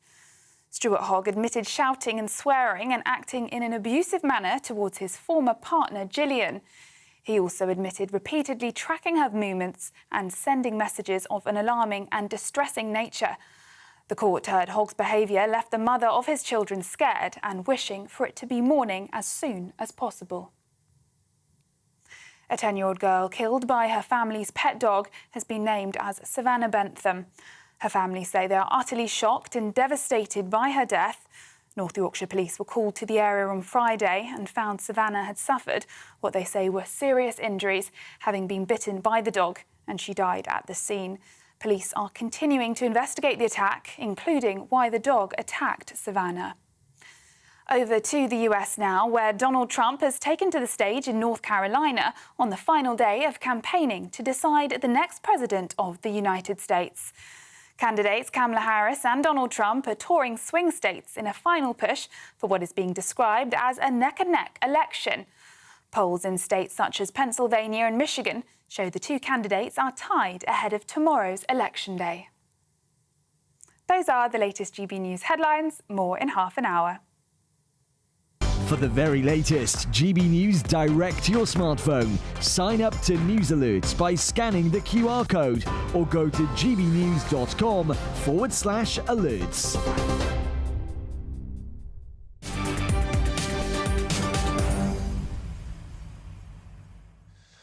Thank you, Sophia. Now let's get some breaking news now from our political editor, Chris Hope. Chris, what have you got for us? Yeah, big news, Martin, here in the Palace of Westminster. I'm here in Westminster Hall, the historic 1,000-year-old building that has seen its fair share of political drama. Well, right now, Kemi Badenoch is appointing her shadow team. People are moving out the way. Oliver Dowden's gone. We can reveal now that former Health Secretary Steve Barclay is not part of the new shadow cabinet going forward, joining Jeremy Hunt, James Cleverly and others on the backbenches. But the breaking news right now is that Dame Priti Patel, the former Tory leadership challenger, is the new shadow foreign secretary. Mel Stride, one of the other 6 MPs who stood to be Tory leader against Kemi Badenoch, he is now the shadow chancellor.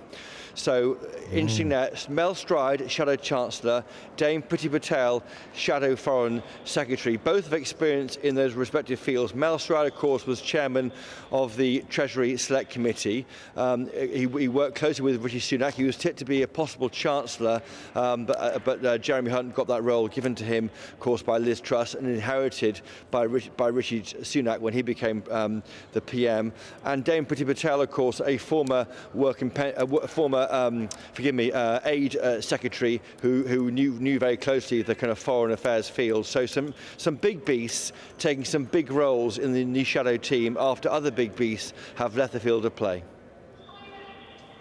Superb. We'll have more on this next. Big breaking news there. Dame Priti Patel, the new shadow foreign secretary, and Mel Stride, new shadow chancellor. No announcement yet on Robert General. We'll have that soon later in the show, hopefully. Thank you, Chris Hope, for all of that latest breaking news. Now, if you want to get in touch, please go to gbnews.com/your say. I'll read out the best of your comments a little later. I'm Martin Daubney here on GB News. Afternoon, time for your latest weather update from the Met Office here on GB News. Tomorrow, pretty similar to today. Most places just grey but dry. Some sunny spells are likely. most likely across northern Scotland. High pressure is dominating, but sitting just to the east of the UK, which means our breeze, such that it is generally wafting the air from the south, bringing some thick cloud and a little bit of drizzle here and there, particularly around western coast and over some hills, but also bringing a few breaks in the cloud across the southeast of England. Today we've seen some sunshine here, but where we've got clear skies could turn quite foggy overnight across the southeast. Temperatures also where it's clear likely to dip well down into single digits, 4 or 5, but most towns and cities holding up at 8 or 9 Celsius, so not a cold start to Tuesday. Will be, again, quite a cloudy start, and there's the possibility of a few fog patches across parts of the southeast. Bear that in mind for the morning rush hour. Some breaks in the cloud are possible, particularly North Wales and, as I mentioned at the start, parts of northern Scotland, most favoured for a bit of blue sky tomorrow. But for most of us, the skies will be grey, that cloud thick enough for a little bit of drizzle here and there, again on some coasts, particularly maybe the east coast of Scotland, but also down to the southwest. Some drizzle is possible across Pembrokeshire, Cornwall, and perhaps drifting up towards parts of Northern Ireland later on. But again, not really amounting to much, just a bit of drizzly rain. Some breaks in the cloud across East Anglia in the southeast, again possible. And northern Scotland should do okay for some blue sky and some sunshine. 13, 14 possible here, same across the southeast. Many other places, 11 or 12, where it just stays dry and fairly glum. As we go through the evening time, we've got plans for a firework display. Then the weather shouldn't cause too many issues. We'll get a little breezy in the far northwest, and even the outlook for the rest of this week. More of the same. High pressure in control, light winds, temperatures creeping into the teens, a lot of cloud. The latest GB News travel. Good afternoon. Hello, I'm Jules Buckley. Issues still in Oxford this afternoon for Banbury Road. It's still closed between the Marston Ferry Road junction and Oakthorpe Road, and queuing. A collision from this morning continues to be investigated. Now, the clockwise M25 slow going too. There's a lane shut. It's lane 1, the inside lane out. Romford 29 to Lakeside and Purfleet at junction 30. Slow going is for resurfacing repairs and emergency barrier repairs too. Tall Puddle in Dorset. The A35 is closed by the A354 junction. Slow going at the scene there of a police incident. And Truro in Cornwall, issues for the A39 this afternoon by the Carlenic turn-off between there and Playing Place. It's currently blocked and slow. There's been a 2-vehicle collision. Naturally, that blockage causing queues either side. That's the latest. You can stay up to date throughout the day by visiting our website, gbnews.com.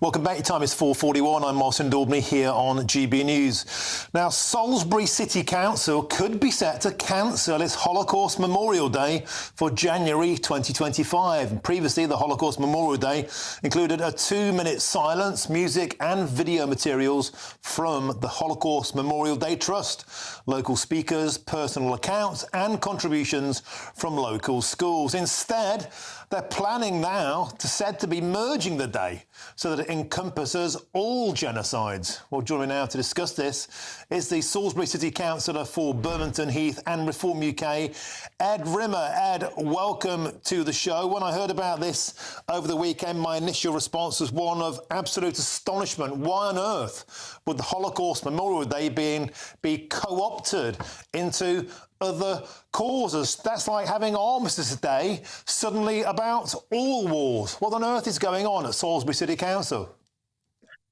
Hi, Martin. Thanks for having me on. Yeah, that was exactly my thinking as well. I mean, the official communication says that they want the group to not single out any one cultural group, but celebrate them all. And of course, the nature of Holocaust Memorial Day is, as it sounds, to memorialise the terrible events of the Holocaust. And in so doing, in removing the singling out of one cultural group, you're therefore diluting what it's about, which is remembering that terrible, terrible thing that happened and ensuring that that never happens again. And especially now when, as we all know, across the country, there's been a huge uprising and upsurge in anti-Semitism. And I think the last thing we should be doing right now is diluting Holocaust Memorial Day to being about anything other than what it should be about, which is the Nazis' terrible extermination of the Jews during the Second World War. Now, Ed, to give Salisbury City Council the benefit of the doubt, are they doing one of those things where they're attempting to be more inclusive and putting their foot in it, or is there something more malicious going on? Because there has been form, hasn't there, on the council for spicy comments. In fact, the city's former mayor, Atikul Haq, he's the first Muslim mayor of Salisbury. He was kicked out of the Conservative Party. He's now an independent because he was making offensive comments on social media saying that Jews were responsible for Jesus' death. Is there any anti-Semitism in this, or is it just diversity gone mad? I mean, it's certainly diversity gone mad. I think we can agree on that. But there's, as you say, there's certainly a context to it. There's the incidents that you mentioned. And there's also the fact that in the aftermath of the 7th of October attacks, there were calls for the city council to fly the Israeli flag, as they had done with the Ukrainian flag, quite rightly, straight after Russia's invasion. There were calls for the Israeli flag to be flown, as it was on government buildings around Westminster and around the rest of the country. And there was a refusal to do that. And it's difficult to not look at the sort of wider context and not to look at the fact that Israel, Jews, are being treated differently to how other groups are being treated. And I find it hard to believe that this sort of treatment would happen if it was a day commemorating a different group. And indeed, Ed, to encompass all genocides, that basically means Afghanistan, doesn't it? We have to leave it there. I've simply run out of time. I believe there's a council meeting tonight. Let us know how that goes, Ed Rimlock, because we have now to cross live to the House of Commons, where the Education Secretary is making a statement. Before I go further, Mr Speaker, I want to make clear the approach this Labour government takes to our universities, and above all to the students whose education is their central purpose. Because the Conservative government didn't just talk universities down, they talked down the aspirations of working class families across our country. They dismissed the ambition of our young people and undermined their opportunities. This government takes a different approach. We are determined to break down the barriers to opportunity, and higher education is central to that mission. Higher education is part of what makes our country great, enriching our culture, powering our economy, sustaining intellectual traditions stretching back centuries, a beacon of opportunity, not just to students in this country, but from across the world, a sector of which everyone in this House ought to be proud. But when this government took office in July, we found a university sector facing severe financial challenges. With tuition fees frozen for the last 7 years, universities have suffered a significant real terms decline in their income. And we found a regulator, Mr Speaker, subject to political whim, unable to focus on the challenges our universities face.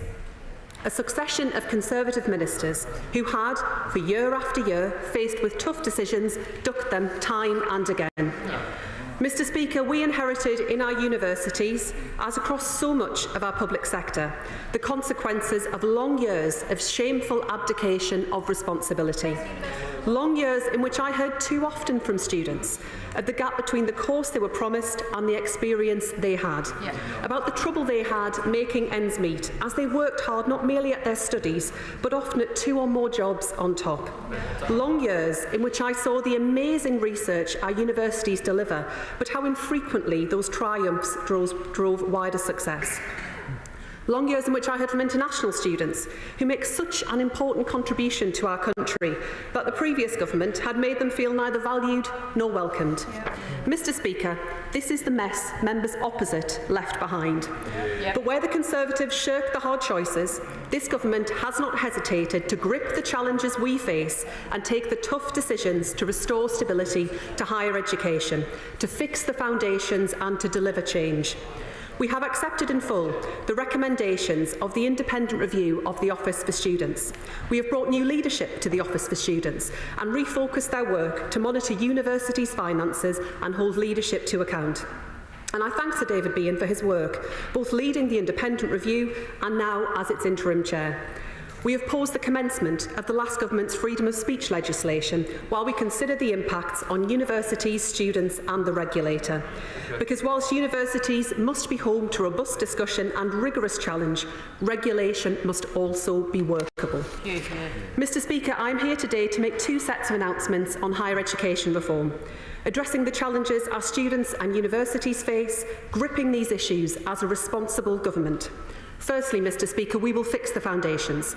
We will secure the future of higher education so that students can benefit from a world-class education for generations to come. That is why I'm announcing today that in line with the forecast set out in the budget last week, from April 2025, we will be increasing the maximum cap for tuition fees in line with inflation to £9,535, an increase of £285 per academic year. Now, I understand some students may worry about the impact this increase will have on their loan debt. So I want to reassure students already at university, when you start repaying your loan, you will not see high monthly repayments as a result of these changes to fee and maintenance loans. That's because student loans are not like consumer loans. Monthly repayments depend on earnings, not simply the amount borrowed or interest rates.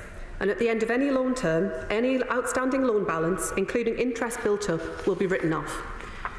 Increasing the fee cap has not been an easy decision, but I want to be crystal clear that this will not cost graduates more each month as they start to repay their loans. Universities are responsible for managing their own finances and must act to remain sustainable.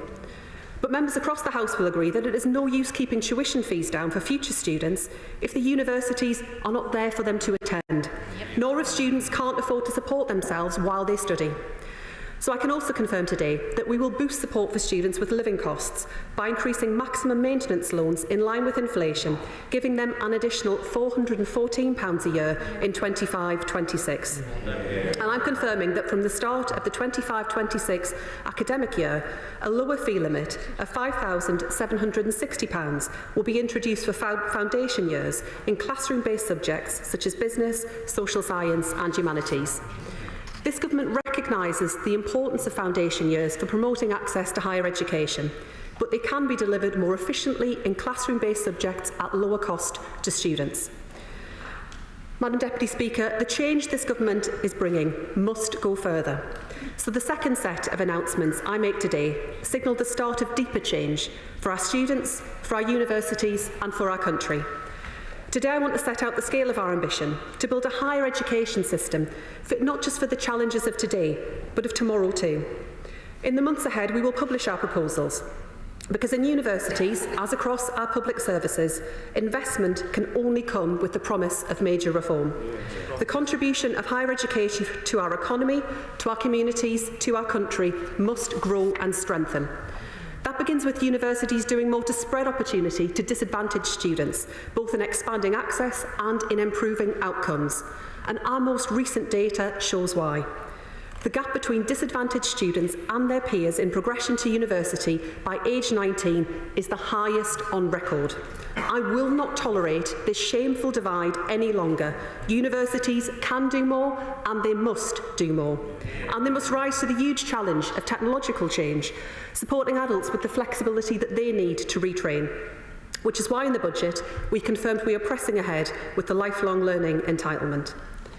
Next, while the UK is home to many world-class universities, it's time that all students in higher education in this country feel the benefit. It's time to raise the bar further on teaching standards, to improve our world-leading reputation and drive out poor practice. It's time to make sure that all students get good value for money, which, if we're honest, hasn't always been the case in the past. But it goes further than that. Universities must do more to raise their impact beyond their gates. They must do more to drive the growth that this country so sorely needs, attracting talent from around the world, joining with Skills England, employers and partners in further education to deliver the skills people and businesses need, and shaping world-class research to create good jobs across the country. Members across the House will know how important universities can be for the areas that surround them too, not just for local economies, but for local communities too. So I want universities to work harder to embed themselves in those local communities. Civic anchors, the beating heart of local life in our towns and cities, not ivory towers far from local concerns. Lying beneath these challenges must be a further transformation, a renewed drive for efficiency. Students and taxpayers support the cost of our universities. They are right to expect that every penny is spent effectively. We will not accept wasteful spending. Universities must rise to the challenge, and that means ensuring that the pay of their top teams is fair and justifiable. I'm determined that our world-class higher education sector does not merely survive in the years ahead, but thrives, supporting students in every corner of our country and at every stage of their lives. I'm determined that our universities become all I know that they can be. The scale of our ambition demands a new approach, one rooted in partnership. So I look forward to partnering with the sector, the Office for Students and UK Research and Innovation. And I will work closely with ministers across government, in particular the Secretary of State for Science, Innovation and Technology, to deliver a reformed and strengthened higher education system for our country. As today this government looks to the future, I'm reminded that more than 60 years have passed since the Robbins Report on higher education was presented to this House, with its famous principle that courses of higher education should be available for all those who are qualified by ability and attainment to pursue them and who wish to do so. That principle drove the expansion of higher education over the decades that followed under successive governments of both parties. It is central to the thinking of this government today. That's why responsible governments must treat universities not as a political battleground, but as a public good. That's why on this side of the House, we want to see the continued success of our young people. That's why we are determined to ensure the sustainability and success of our higher education sector, not just in the years ahead, but for the decades to come. I commend this statement to the House. Shadow Minister Laura Trott. Thank you, Madam Deputy Speaker, and can I thank the Secretary of State for advance sight of her statement.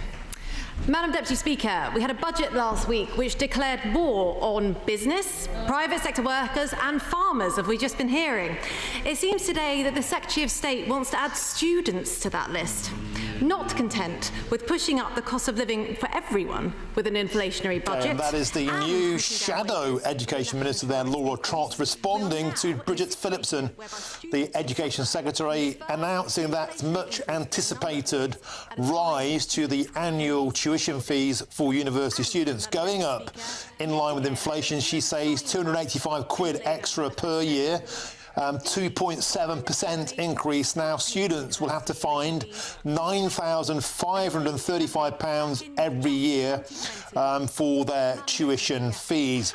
Bridget Phillipson saying this was not an easy decision, but it was something that they had to do to boost universities and to keep many of them open. She added that the previous government had dodged the difficult decisions, had abdicated responsibility, and had made foreign students feel unwelcome, which may come as a surprise when you look at the numbers of foreign students who've been coming in over the years. And it's worth pointing out here that twice Sir Keir Starmer specifically campaigned to abolish in totality university tuition fees. He did so when he served under Jeremy Corbyn. Corbyn almost got his trotters into number 10 on the back of abolishing student fees. And then when Sir Keir Starmer stood as leader, he also doubled down on that policy to abolish tuition fees for all students. Today, is it another U-turn from the Labour Party once in power, going up to the thick end of 10 grand a year, and I believe that could well impact on those, the most disadvantaged students, the working class students, who will find that simply a staggering amount of debt to take on board in 1 year. We'll have more on that soon. Plus, I'll be joined by Zia Yousaf, the chairman of Reform. Stick with us, we'll be back soon. The latest GB News travel. Good afternoon, hello again to you. I'm Jules Buckley. Still issues for the eastbound A590 in Cumbria this afternoon around Levant, just by the Bowness Windermere turn-off for the A5074. Slow going. A collision there means that eastbound side is still blocked. Eastbound M56, the exit slip coming off at the Chester Services and Helsby Junction 14 closed off and queuing. Again, that's due to a collision. And the clockwise M25 lane 1 is still combed off. Romford 29 to Lakeside 30. It's for emergency barrier and resurfacing repairs, still causing delays. And Dorset, the A356 in Cheddington, now that remains closed off between the Mosterton turn-off and the Corscombe turning. A two-vehicle collision there causing delays both ways. The road is also closed both ways too. And for now, that's the latest.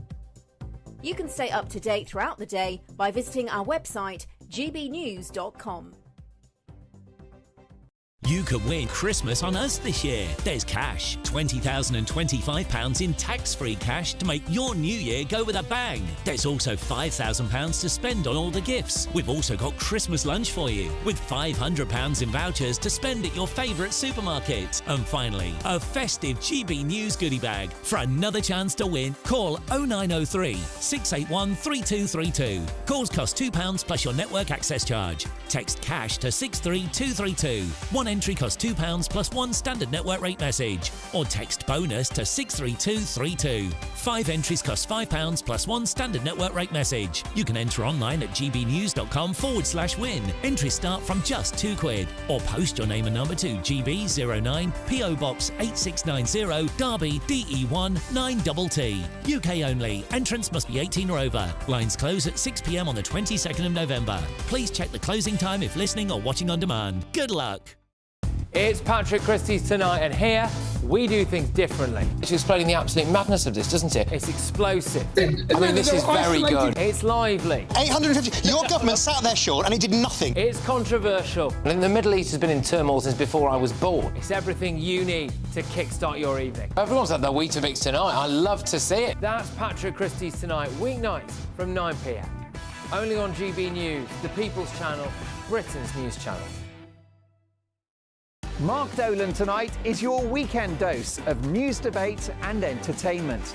This sounds like a wild conspiracy theory. Don't miss My Big Opinion, Mark Meets, and My Take at 10.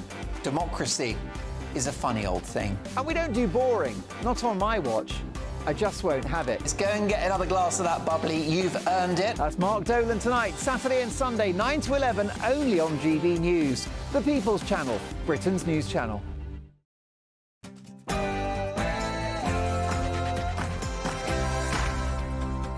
One thing that benefited me greatly was not having tuition fees.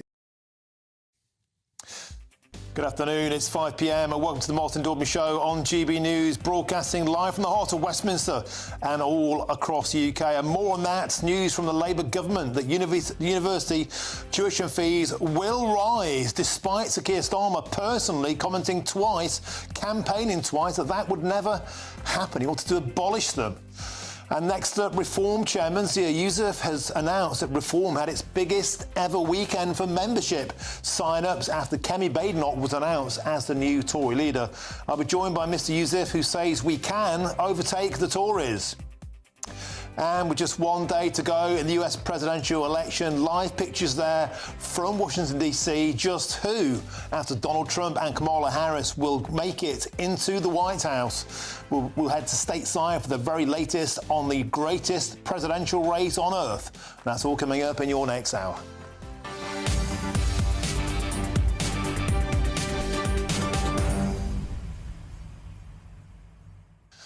Well, to show, always a great pleasure to have your company. A huge afternoon of political breaking news. Donald Trump sensationally announced on the show earlier on today from North Carolina he'll impose 25% tariffs on everything that Mexico imports to America unless they solve the border crisis. Get thousands of soldiers on your own border and stop the invasion of our country, and then I'll lift those tariffs. It's populism. Will it be popular? Also announced on the show, Dame Priti Patel has been announced as the new shadow foreign secretary by Kemi Badenoch. In a short while, I'll be joined by Zia Youssef, the Reform Party chairman. He's going to tell us about a bumper weekend of membership for the Reform Party after that announcement. What does he make of Kemi Badenoch? Is he glad that Robert Jenrick didn't get the job? That's all coming up. But first, send your views the usual way on any of those topics. gbnews.com/you'll say that's the way to do it. But now here's your news headlines, and it's Sophia Wensler.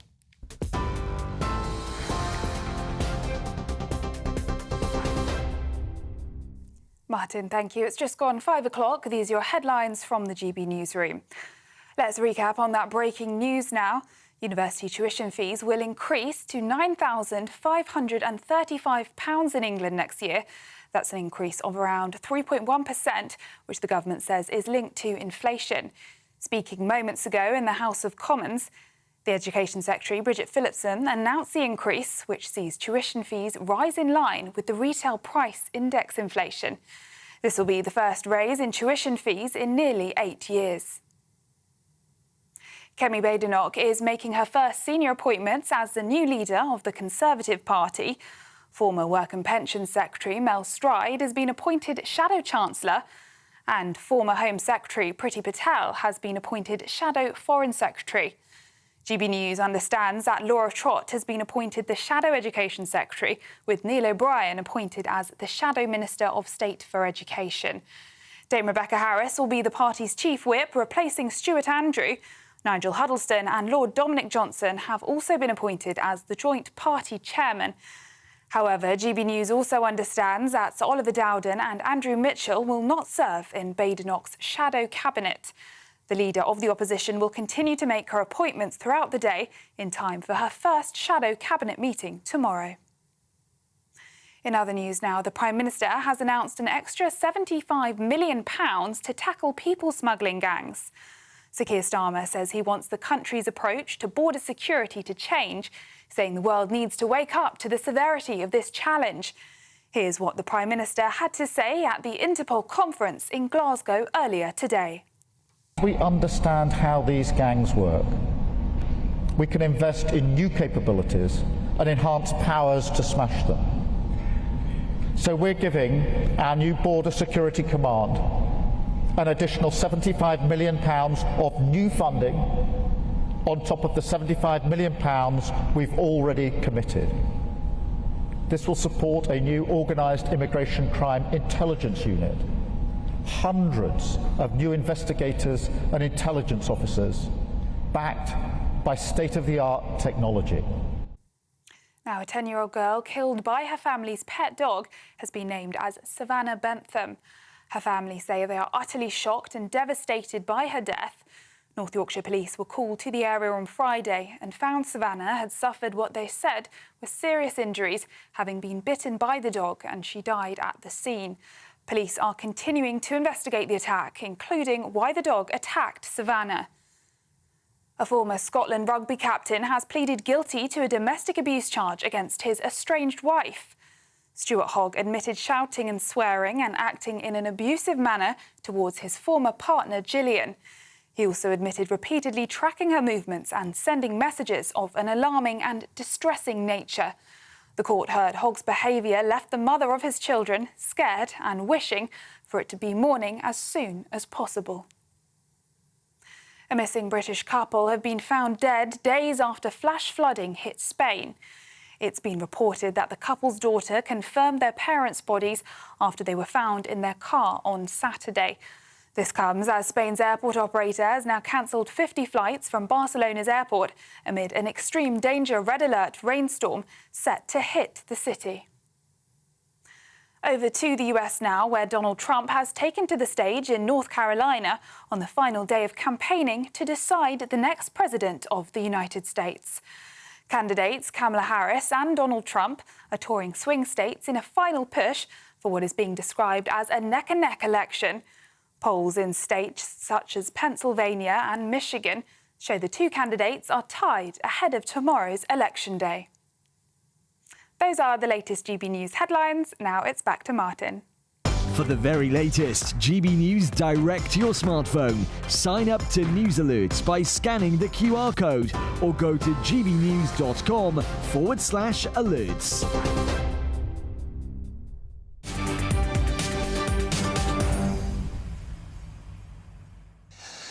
Thank you, Sophia. Now, the Secretary of State for Education, Bridget Phillipson, has just announced in these past few moments that the government will increase tuition fees by 3.1% in line with inflation to £9,535 per year. She also said that governments must treat university as a public good and that we must raise the bar further on teaching standards. Well, joining me now is GB News' political editor, Christopher Hope. Chris, welcome back to the show. So we anticipated this. We called it dead right, up to £9,535. But again, I point out to you, this is an issue that twice Sir Keir Starmer individually campaigned to abolish tuition fees entirely. First when he was in Jeremy Corbyn's government, and then when he campaigned to be the Labour leader. Is this another Labour U-turn?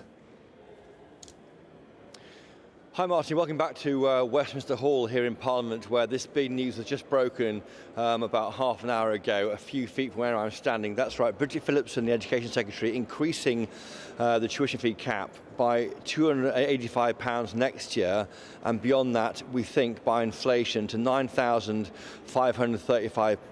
The first increase in 8 years. Don't forget, Labour brought in this tuition fee. It has proved to be a politically very, very divisive and toxic area, and that's why the last Tory government held it for so long. They know how unpopular this will be amongst students. I was there personally when students rioted in November 2010 and got into the foyer of the Millbank Tower and onto the roof of the Millbank Tower, and someone threw a fire extinguisher off the tower that landed about 20 feet from me. So I know how cross they can get over this, and that's why I think the government has really backed away from doing this. Well, this Labour government, maybe emboldened by its landslide majority in July, is doing just that. We've heard there from Bridget Phillipson, and opposing her across the dispatch box is a new face as well, because I should say that Kevin Badenoch is creating her own shadow cabinet as we speak. The new Shadow Education Secretary is Laura Trott. Her number 2 is Neil O'Brien. Laura Trott backed Kevin Badenoch to be leader ahead of that result on the weekend, and Neil O'Brien was her number 2. So that's why those appointments have been brought forward. Other names we know already: Dame Priti Patel in as a Shadow Foreign Secretary, and Mel Stride in as Shadow Chancellor. Also, while I've been speaking, Lindsay Hoyle, the Speaker, has demanded a full-scale government inquiry into how this information about the increase that we picked up earlier on GBNews and elsewhere in other outlets, why that information was leaked outside of the House of Commons. This comes after much of the budget was leaked in advance, infuriating Lindsay Hoyle. This is what you normally see often, and when you see a government winning a big majority in the House of Commons, Martin, you see they try to impose their will, it seems, on the Parliament, and this is a real fight back launched today by Sir Lindsay Hoyle against leaks. And I wonder how many of these leaks are going to precipitate as we move forward. We're seeing quite a lot of them. Is it a new Parliament trying to put their thumbprint, as it were, on proceedings? Or is it the simply fact there are so many new Labour MPs that are being a bit loose-lipped? It could be that, or these could come from the executive, or leaks. I've been in journalism for about 30 years, and you are longer than me, I think, Martin. These things happen, they get out there. What is interesting, though, is the way last week's budget was systematically briefed over a number of days before MPs got a chance to hear it. It really, really annoyed Sir Lindsay Hoyle, and he's clearly said a line has been drawn in the sand. You'll go no further. He's calling for a full-scale leak inquiry into how the information about the increase in student fees was reported by GBNews and other outlets in advance of MPs being told. Thank you there, Chris Hope from Westminster Hall, with that update on the increase in tuition fees. Thank you very much. And joining me now to discuss this further is the Policy Director at the Higher Education Policy Institute, Josh Freeman. Josh, welcome to the show. Pleasure to have your company. So, twice Sir Keir Starmer personally campaigned to abolish tuition fees in their entirety as part of the Corbyn administration in 2019, as part of his own leadership campaign, his personal platform in 2020. Now he's in power. We're seeing a total U-turn in position. I expect this will go down like a cup of cold sick with students. I think you may be right. This will certainly be deeply unpopular. It's actually less popular than the compulsory national service plan the Conservatives proposed in the last election. It's particularly unpopular among students, who were a key support bloc for Labour at the last election. But Bridget Phillipson was backed into a corner here. Universities are in a really difficult financial situation. 40% will be in deficit by the end of this academic year. About a third are making cuts and redundancies. They're in a really tough way. And really, the only way that you can increase funding is by raising tuition fees. Other ways, like grants and other sorts of funding, are much more expensive. This is the only real quick support you can give But nonetheless, that won't be any consolation for the government, who will find this difficult. And I think personally difficult, given that Bridget Phillipson, the Secretary of State for Education, said herself that the system doesn't work for anyone. It doesn't work for students, it doesn't work for universities, and it doesn't work for the taxpayer. And yet we find ourselves still raising tuition fees in the current system. It's a very difficult spot for them. Josh, you know what I'm struggling to get my head around is that Bridget Phillipson there pointed out that we have the highest gap between the most advantaged and the most disadvantaged students ever in Britain. We've seen British universities flooded with foreign students who pay through the nose. They pay way in excess of what British students are able to pay. And yet, the least likely to attend university of all demographics in Britain are the white working classes, particularly boys. They're being left behind. They look at the amount of debt you get into over the course of university course, and they simply are terrified by that debt. Raising the fees today, it won't matter a jot if you're a Chinese student who can pay any fee on the planet. It won't matter if you're wealthy. It will, however, put off those at the bottom. Once again, people like me, a coal miner's son, the first person in my family to go to university. Look, he liked that so much, he pulled the plug on it. You get my point, though. You get my point. What I'm trying to say here is that the most disadvantaged British students are being put off going to university by the cost, the exorbitant cost, the annual cost. Year after year after year, the data doesn't lie. In fact, I had Bridget Phillipson on my show before the election, and I said to her, Miss Phillipson, can you please give us your backing, that you'll support working class kids at the bottom, the least likely to attend. This has been getting worse and worse and worse every year. For over 20 straight years now, white working class boys have been at the very, very bottom of the educational pile. And I just think, if you look at these annual debts of racking up 50 grand in debt, they've increased today as well, the amount you can borrow in a loan. Well, great, but you've got to pay it back. There's no such thing as a free lunch at university. 50, 60, 70,000 pounds in debt. That's the kind of money that won't put off people who come from an advantaged background. It will put off people who are thinking about getting in the first place, even if they get the grades. I think this puts off the working classes. Have we got Josh Freeman back? Josh, we got you back, Josh. I don't know if you heard how much of I went into there, but I simply think this will put off students at the bottom.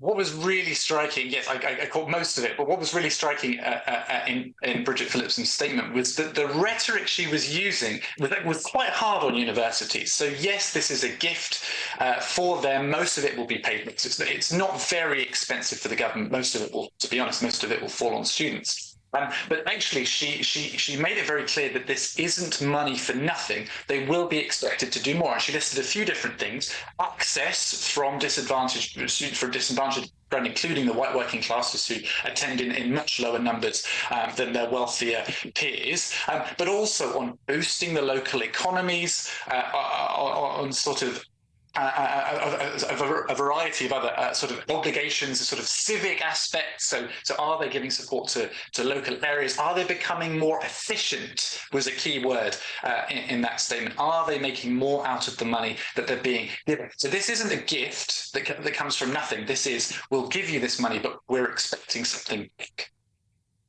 Josh, is part of the problem actually we've got simply too many universities? Tony Blair came in saying education, education, education, but now we've got so many universities. We have an oversupply perhaps of people with degrees.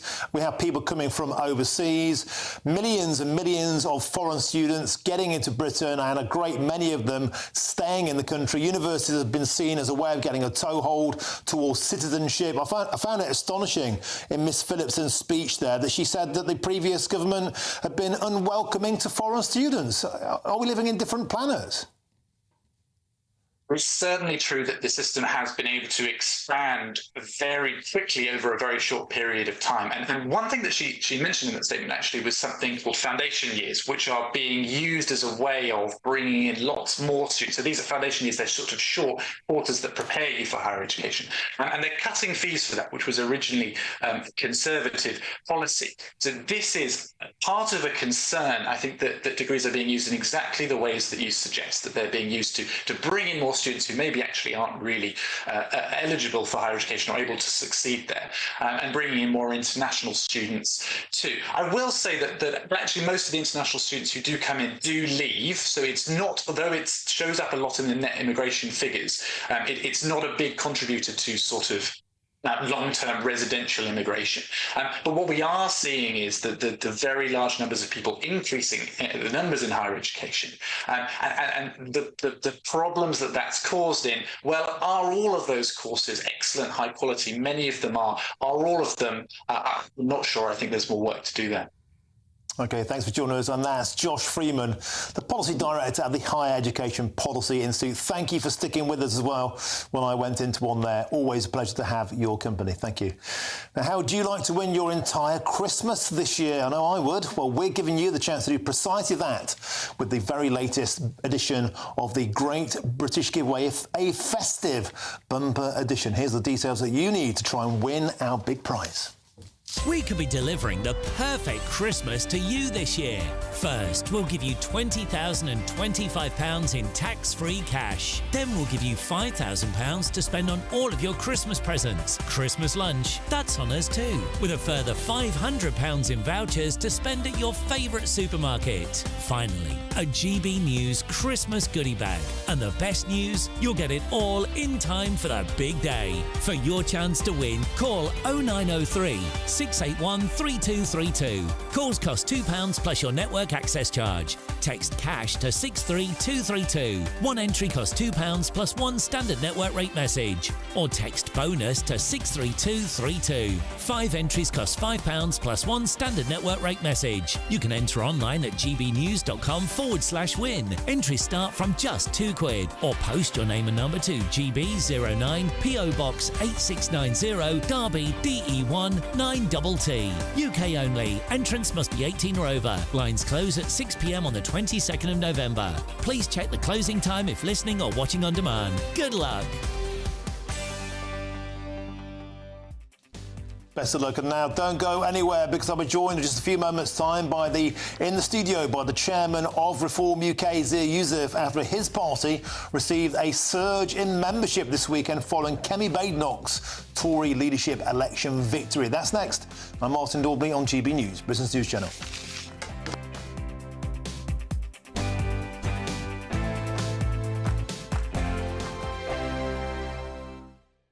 Why go out on a Friday night when Friday night comes straight to your home? Talking about?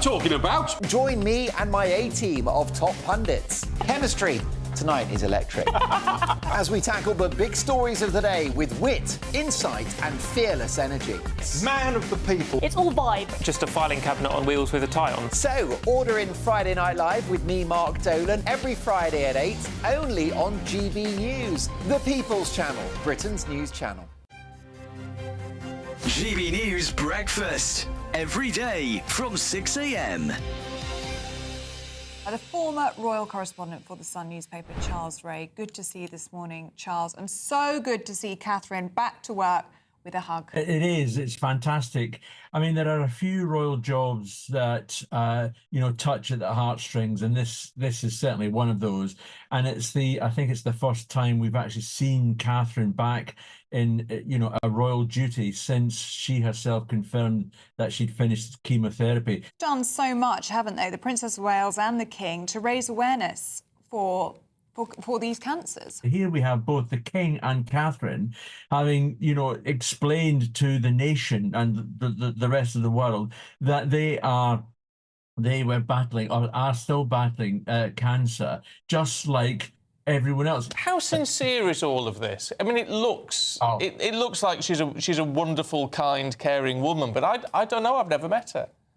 Well, she is a wonderful, kind, caring woman. That is without a shadow of a doubt. And William heard about this young lady on a visit to the air ambulance, and they invited her because she's a photographer, so she wanted to take. She has a bucket list and wanted to take pictures of an investiture. I mean, make no mistake, people like Catherine are just absolutely wonderful in what they do and how they do it. I mean, and Catherine is the superstar of the royal family. Of that, there is no doubt.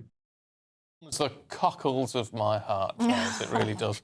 It's really good to see you.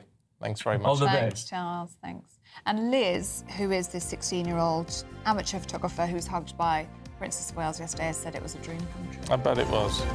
GB News, the People's Channel. Court cases. A presidential dropout. Assassination attempts. This has been a US election like no other. And if the polls are correct, it's on a knife edge. Tomorrow night, stay up with us as the drama unfolds and America decides their next president. We'll discuss what it means for them, for the world, and for our special relationship. America Decides, tomorrow night from 11. Only on GB News. Court cases. A presidential dropout. Assassination attempts. This has been a US election like no other. And if the polls are correct, it's on a knife edge.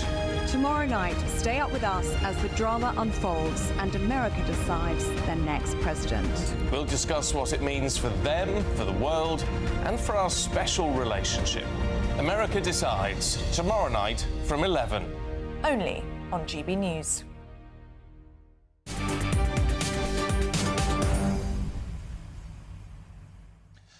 Welcome back. Time is 5:23. I'm Martin Daubney here on GB News. Now, Reform Chairman Zia Youssef has announced that Reform had its biggest ever weekend for membership sign-ups after Kemi Badenoch was announced as the new Tory leader on Saturday. And the Chairman of Reform UK, Zia Youssef, joins me now in our studio in Westminster. Delighted to have your company. Thank you very much for coming in. So tell us about the numbers. Well, we've just had a massive weekend for new member sign-ups. Best weekend that we've had as a party actually since the party conference, when obviously that was a ridiculous time because we were streaming to millions of people. I think it's quite clear that this is a repudiation of the new leader of the Conservative Party. I'm already my phone's actually blown up today from lots of members of the Conservative Party, some members of CCHQ who are very despondent, very disillusioned. They can see that the One Nation Wets have now gotten decisive control of the Conservative Party. And what I'd say is, look, the Tory party, the brand is broken. I think that's really clear. They've had 14 years of a track record when manifesto after manifesto, they essentially lied to the British people. They said they would bring, for example, net migration down to the tens of thousands, left office with that figure at 750,000. They exploded the size of the population. They broke our NHS. They allowed wokery to run rampant throughout our institutions. They took the tax burden on hard-working British people to the highest level since the Second World War. This is supposedly the party of low taxes. So I think it's really clear now the British people are sick and tired of the Tories. And in stark contrast, Reform is surging. You know, like most things in life, politics, the reality is trajectory and momentum are far more important than absolute position. We're closing in, I can tell you exclusively on GB News, we're through 95,000, we're closing in fast on 100,000 members. But to put this into context, a year ago we had 15,000 members. So that's a six-fold increase inside a year, where the Tory party membership, they don't publicly disclose the figures, but there's a lot of well-sourced publications that have that figure continuing to spiral downward very rapidly. So we have all the momentum in British politics. We are reconstituting the centre-right of British politics. And if you're watching this at home or you're listening and you're patriotic, you believe in the primacy of the nation-state, you believe the United Kingdom can once again be one of the most prosperous and powerful countries in the world. You believe in secure borders. You think we need to reassert and revivify law and order in this country. Then go to reformparty.uk/join, because this is your new home. Mr. Youssef, just to recap on those figures, the Conservative Party membership, this is from Saturday in the Telegraph, is now 131,680. That's down from 172,437 in 2022. So they're on a downward trajectory. But Kemi Badenoch is a new leader. They just announced a short while ago that Dame Priti Patel will be the new shadow foreign secretary. A lot of people seem enthused by that. Do you have any faith that these new appointments, this new injection of blood, may see a turnaround of their fortunes? Well, I'd like to see your sources for people being enthused by that. But look, you've just got to judge people on their record. When Priti Patel was the Home Secretary, small boat crossings, illegal migrants crossing the channel illegally, skyrocketed, absolutely skyrocketed. So there's always a huge difference between the rhetoric and what they say and what they actually deliver. And, you know, in their new leader, you have somebody who again, just look at their track record. When they had the opportunity to purge our statute books of suffocating EU regulation, they U-turned on it, blocked it, and described that as that would have been arsonism. That would have been arson. And I think that the 17.4 million people who voted for Brexit would not describe Brexit as arson. I think this is also somebody, by the way, who voted for Theresa May's awful Brexit deal 3 times. This is someone who, during the leadership campaign, he's not hiding it, during the leadership campaign, said very clearly she will not commit to leaving the ECHR. And if you don't leave the ECHR, those boats will never stop coming. She will not commit to leaving it. Why? Because, and I'm quoting her, it will divide their party.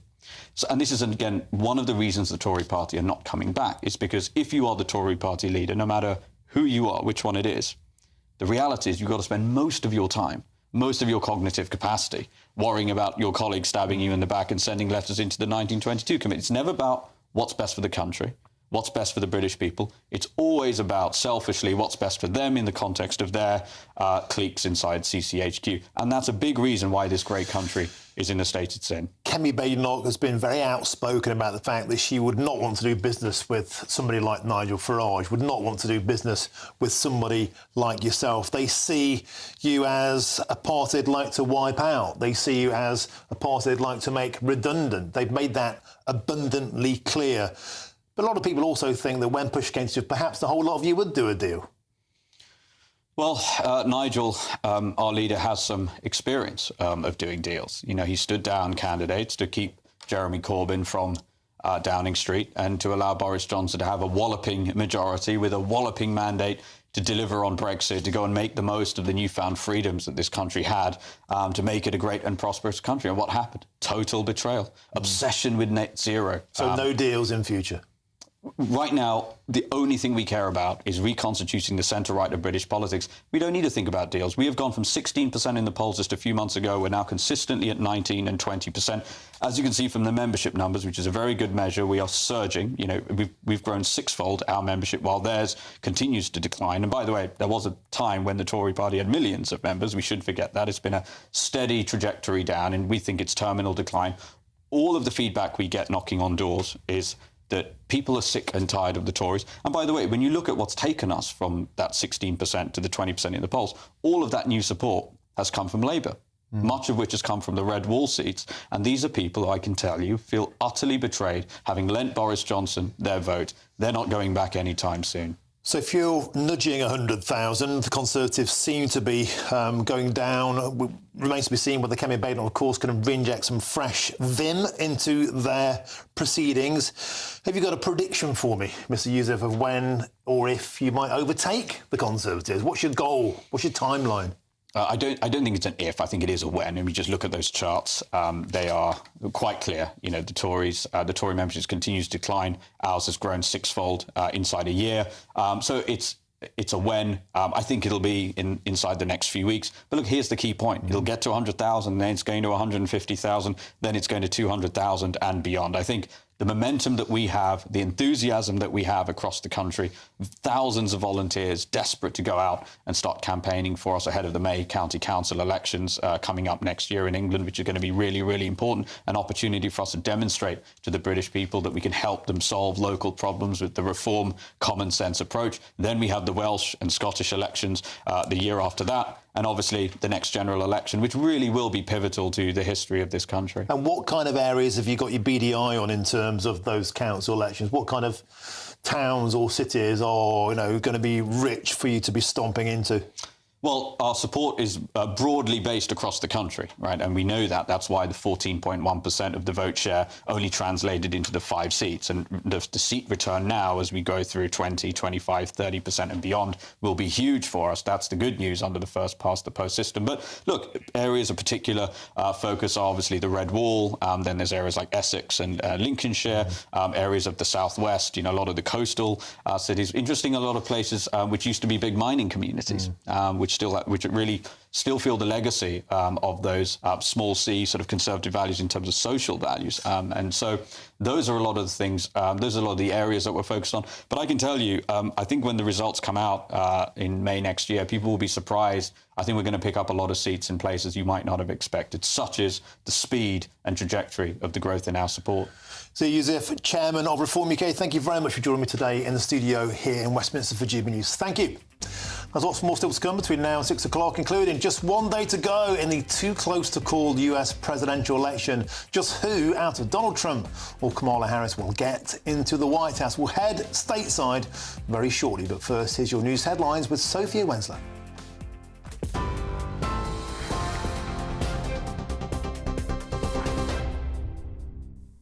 It's 5:32. These are your headlines from the GB Newsroom. University tuition fees will increase to £9,535 in England next year.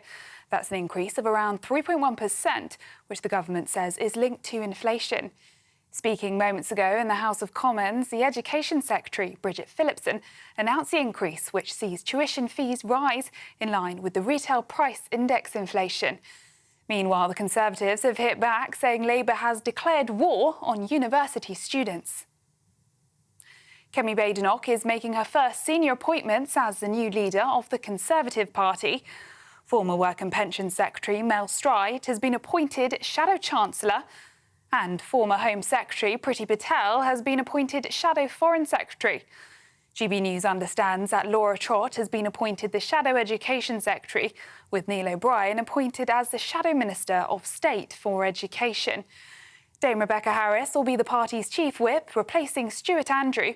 Nigel Huddleston and Lord Dominic Johnson have also been appointed as the joint party chairman.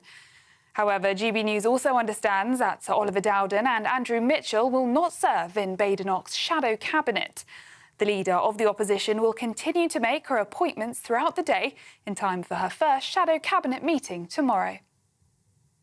In other news now, a former Scotland rugby captain has pleaded guilty to a domestic abuse charge against his estranged wife. Stuart Hogg admitted shouting and swearing and acting in an abusive manner towards his former partner, Gillian.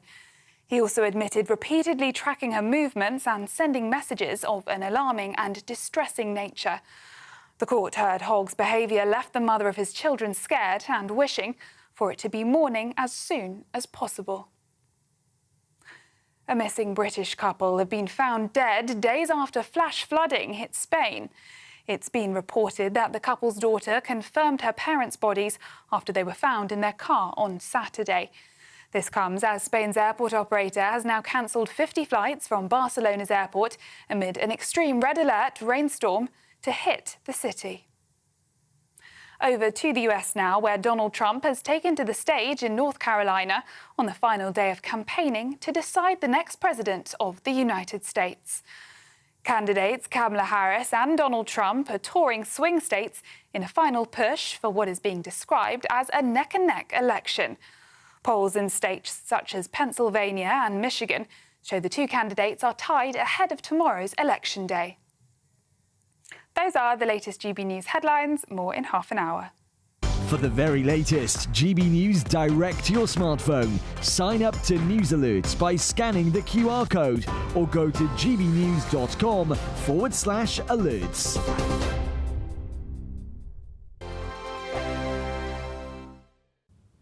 Afternoon, time for your latest weather update from the Met Office here on GB News. Tomorrow, pretty similar to today. Most places just grey but dry. Some sunny spells are likely.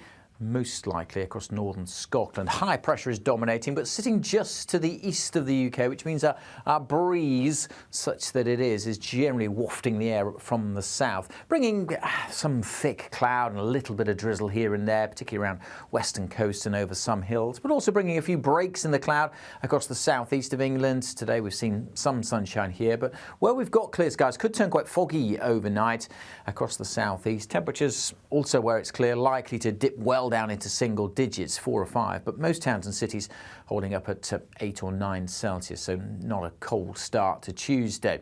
Will be, again, quite a cloudy start, and there's the possibility of a few fog patches across parts of the southeast. Bear that in mind for the morning rush hour. Some breaks in the cloud are possible, particularly North Wales and, as I mentioned at the start, parts of northern Scotland, most favoured for a bit of blue sky tomorrow. But for most of us, the skies will be grey. That cloud thick enough for a little bit of drizzle here and there, again on some coasts, particularly maybe the east coast of Scotland, but also down to the southwest. Some drizzle is possible across Pembrokeshire, Cornwall, and perhaps drifting up towards parts of Northern Ireland later on. But again, not really amounting to much, just a bit of drizzly rain. Some breaks in the cloud across East Anglia in the southeast, again possible. And northern Scotland should do okay for some blue sky and some sunshine. 13, 14 possible here, same across the southeast. Many other places, 11 or 12, where it just stays dry and fairly glum. As we go through the evening time, we've got plans for a firework display. Then the weather shouldn't cause too many issues. We'll get a little breezy in the far northwest, and even the outlook for the rest of this week. More of the same. High pressure in control, light winds, temperatures creeping into the teens, a lot of cloud. The latest GB News travel.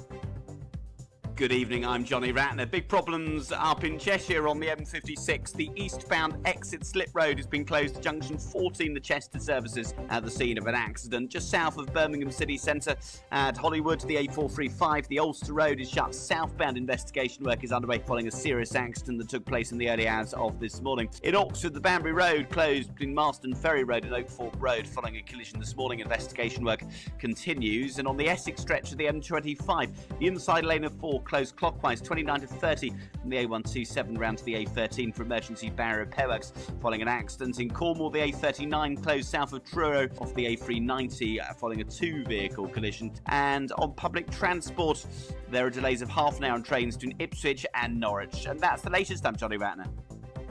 You can stay up to date throughout the day by visiting our website, gbnews.com. Hi there, I'm Michelle Dewberry, and I'm going to take a second to tell you all about my show, Dubes & Co. We start off with the issues of the day. We then bring in both sides of the argument. We get rid of the disrespect, and then you throw me into the mix. And trust me, I'll tell it exactly how it is. And then, of course, the magic ingredient, you at home. We mix it all together, and what have we got? In my opinion, the best debate show in town. Monday to Friday, 6 till 7 on GB News, Britain's news channel.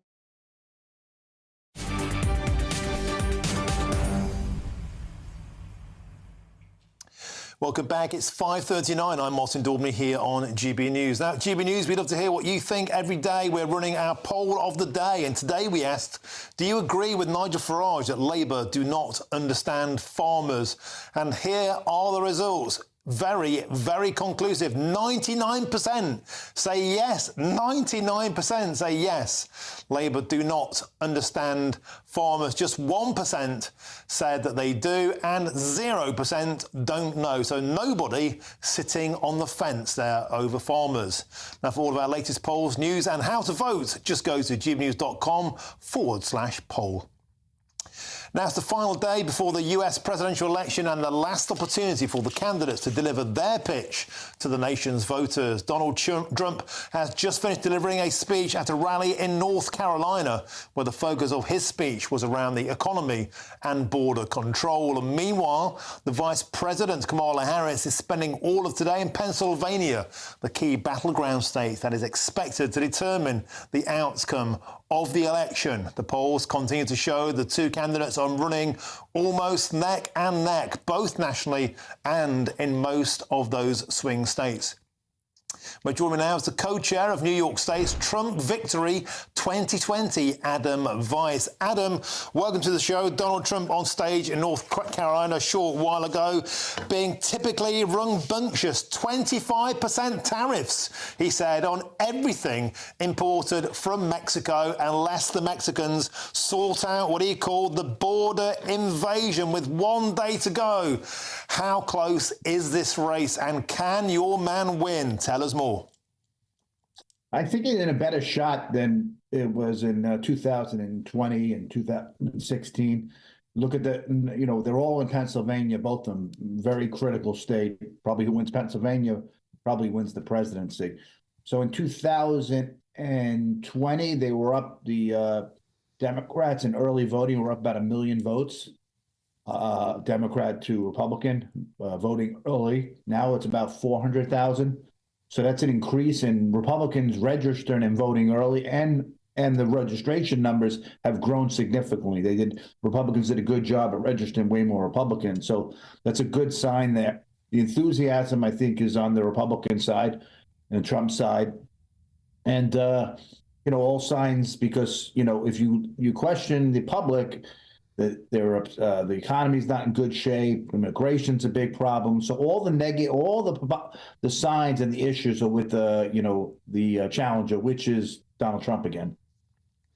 And Adam Weiss, I've covered all three of Trump's election campaigns right away from 2016. As I recall, not a single poll got any of them right. The polls seem to be all over the shop. Nevertheless, there was a headline poll over the weekend in Iowa, which has called a Harris victory there, which is upsetting the form book. Is there anything in that? Donald Trump has called that poll a fake poll. What happens, in 2016, I remember the day before, they had a Wisconsin poll. He was down by 14. He won Wisconsin. Emerson poll had him up by 10 in Iowa, same day. But the media is screaming headlines yesterday, because we know we have a biased media in favor of the Democrats by far, the legacy mainstream media, that once they saw one poll slanted, and that's screaming all the headlines all over the place yesterday. I don't believe it. He's won Iowa big.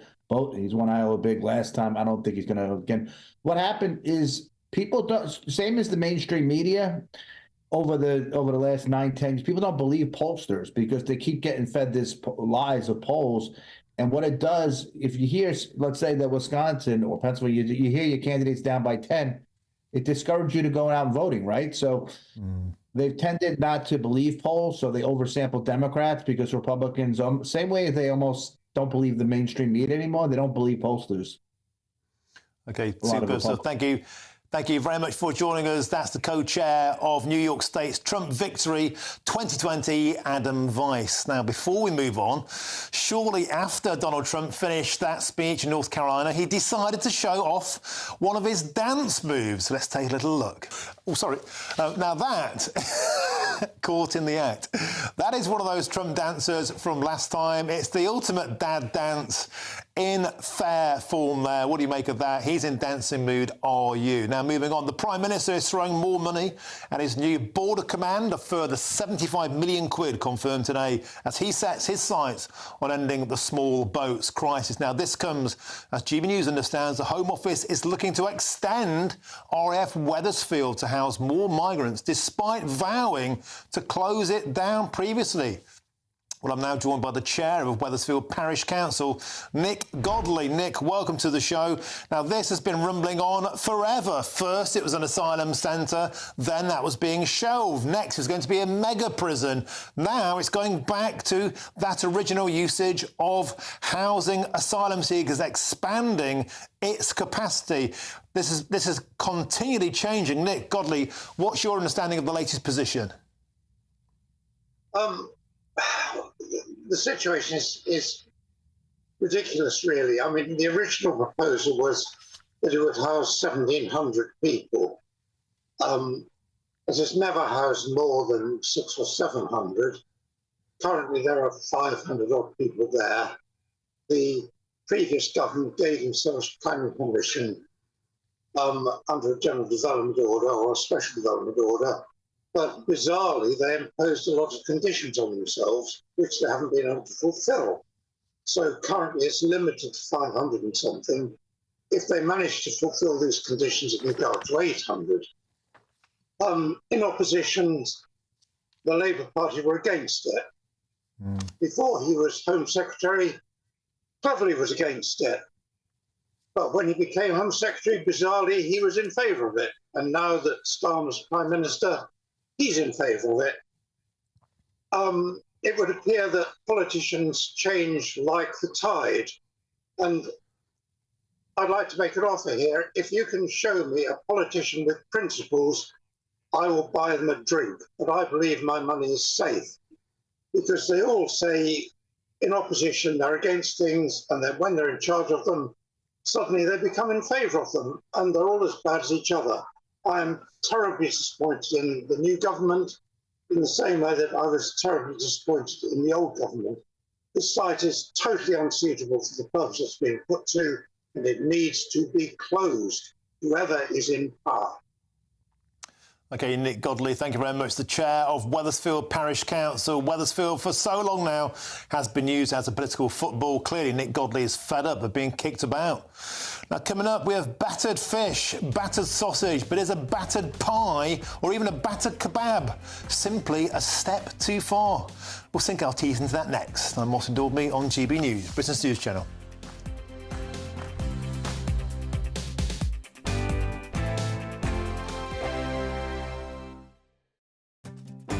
I'm Isabel Webster. Thanks for joining us on GB News, Britain's news channel. We're proud to be GB News, the People's Channel. And as you know, we always love to hear your views. Now, there's a new way of getting in touch with us at gbnews.com/yoursay. By commenting, you can be part of a live conversation and join our GB News community. You can even talk to me, Bev Turner, or any of the members of the GB News family. This is GB News, Britain's news channel. Her name is synonymous with fashion. Karen Millen, the high street designer whose dresses have been worn by some of the world's most famous women, including the Princess of Wales. Yes, but in a recent Daily Mail interview conducted by our showbiz juggernaut, as I call her, Steph Tetchy, 63-year-old Karen confessed she isn't immune from worries about her appearance. Well, this summer, Karen took the plunge with a £35,000 facelift using the very latest surgical techniques. Now, to hear more of her story, we're delighted to be joined by Karen herself and consultant plastic surgeon Dr. Tunj Tiryaki, co-founder of the London Regenerative Institute. So, how did you two get together? That was a meeting at the Parliament, wasn't it? It was actually, yeah, through mutual friends, really. So you already knew of Tunj and you knew his expertise. How did you come to the decision to kind of go ahead with this? I was reading the Mail article and apparently one day you looked in the mirror. And I've heard this story so many times before, Yeah, I know, from not least my mum and my nan. Yeah. And they said they looked in the mirror and thought, goodness me. I know. I think it's that menopausal thing when suddenly things just change. And yeah, for me, it was coming out of lockdown almost, where I was probably on the back end of menopause. And I just suddenly looked in the mirror and it was like, oh my God, what's happened to me? Because I guess you still, I mean, for me, I'm 35, I still feel like a 20-year-old or even an 18-year-old. Does that change as you get into sort of your... Unfortunately not, right? Well, it does change to a certain extent, but, you know, I've always looked after myself, so I've always kept fit and looked after my skin. So, you know, it did come as a bit of a shock. I mean, I know, obviously, ageing happens to us all and we have to embrace that, but there's a certain amount that we have to put up with and then, you know, other things can step in. GB News, the People's Channel. Join me, Nana Akwe, for an informative, interactive news programme with a difference. It's fun. No, you didn't say that, Dave. I'm so surprised. I think there's an element of truth to that. Join me from 3 p.m. every weekend, only on GB News, Britain's news channel. I'm Stephen Dixon, and thanks for joining us on GB News, Britain's news channel.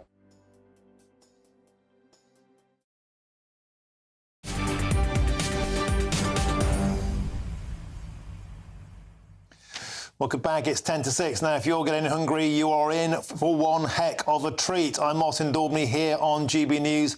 And let's talk about getting battered. Yes, the fish and chip shop is an absolute staple, of course, of the great British culture. As a country, we eat a whopping 167 million portions each year. Now, many enjoy battered cod and a battered sausage, but is a battered pie or even a deep-fried kebab too far? Well, let's take a look at Welsh chippy Rosa's Fish Bar in action.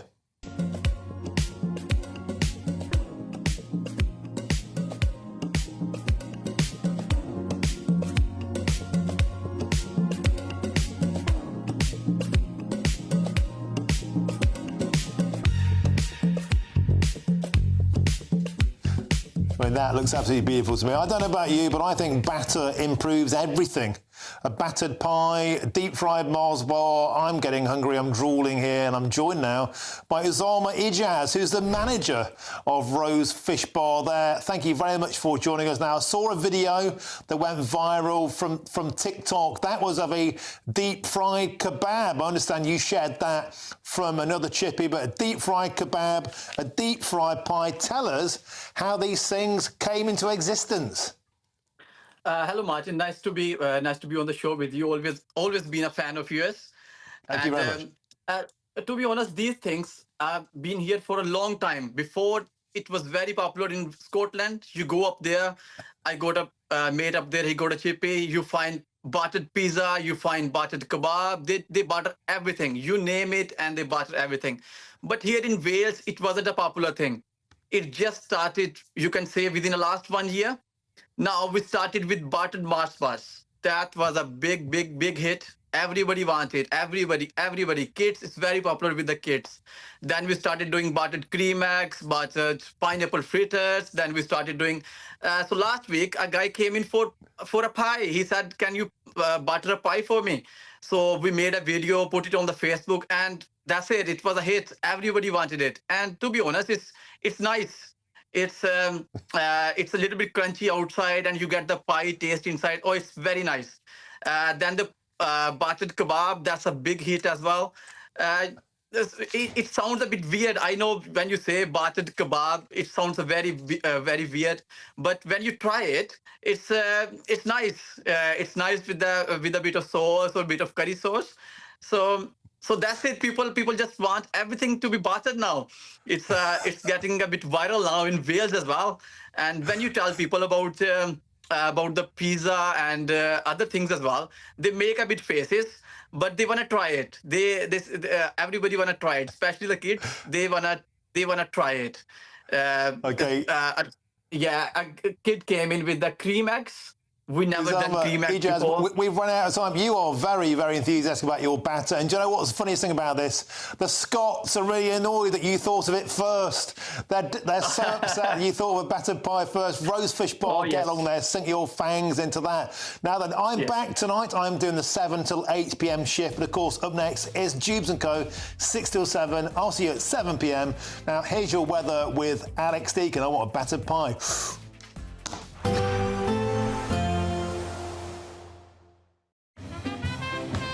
There will be a light breeze in the morning, leading to a warm front. Boxed heat pumps, sponsors of weather on GB News.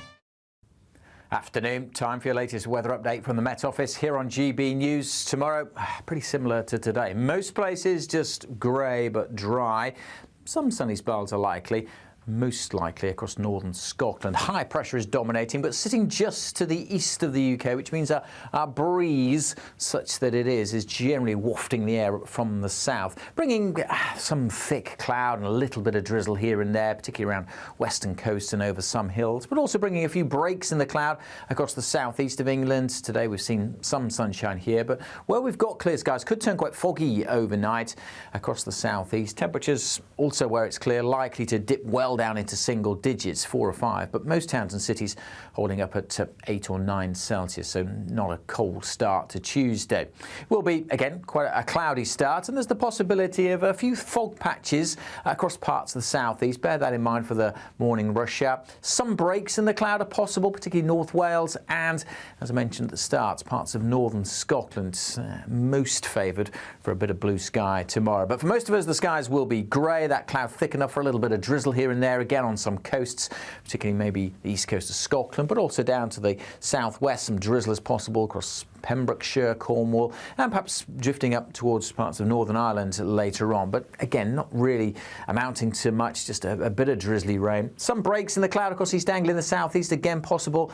And northern Scotland should do okay for some blue sky and some sunshine. 13, 14 possible here, same across the southeast. Many other places, 11 or 12, where it just stays dry and fairly glum. As we go through the evening time, we've got plans for a firework display. Then the weather shouldn't cause too many issues. We'll get a little breezy in the far northwest, and even the outlook for the rest of this week. More of the same. High pressure in control, light winds, temperatures creeping into the teens, a lot of cloud. A nice bright morning will generate a lovely warm day. right through to the evening. Boxed Solar, sponsors of weather on GB News. The latest GB News travel. Good evening, I'm Johnny Ratner. Problems in Cheshire on the M56. The eastbound exit slip road remains closed and the Chester services turn off junction 14 at the scene of an accident. In Greater Manchester on the M6 southbound, the inside lane on that 4-lane stretch coned off at junction 25 at Bryn following an accident. And just south of Birmingham city centre at Hollywood, the A435, the Ulster Road, is closed southbound for investigation work following an accident in the early hours. In Oxford, the Banbury Road remains shut between Marston Ferry Road and Oakthorpe Road for accident investigation work. And heading out of London on the M4, the entry slip road is closed to junction 2 at Brentford as you come off the elevated section. A car has broken down. In Cornwall, south of Truro, the A39 is closed off the A390 at the scene of a two-vehicle collision where investigation work is still taking place. And that's the latest. You can stay up to date throughout the day by visiting our website, gbnews.com. We're giving you the chance to win everything you need to celebrate the festivities. There's £20,025 in tax-free cash. There's £5,000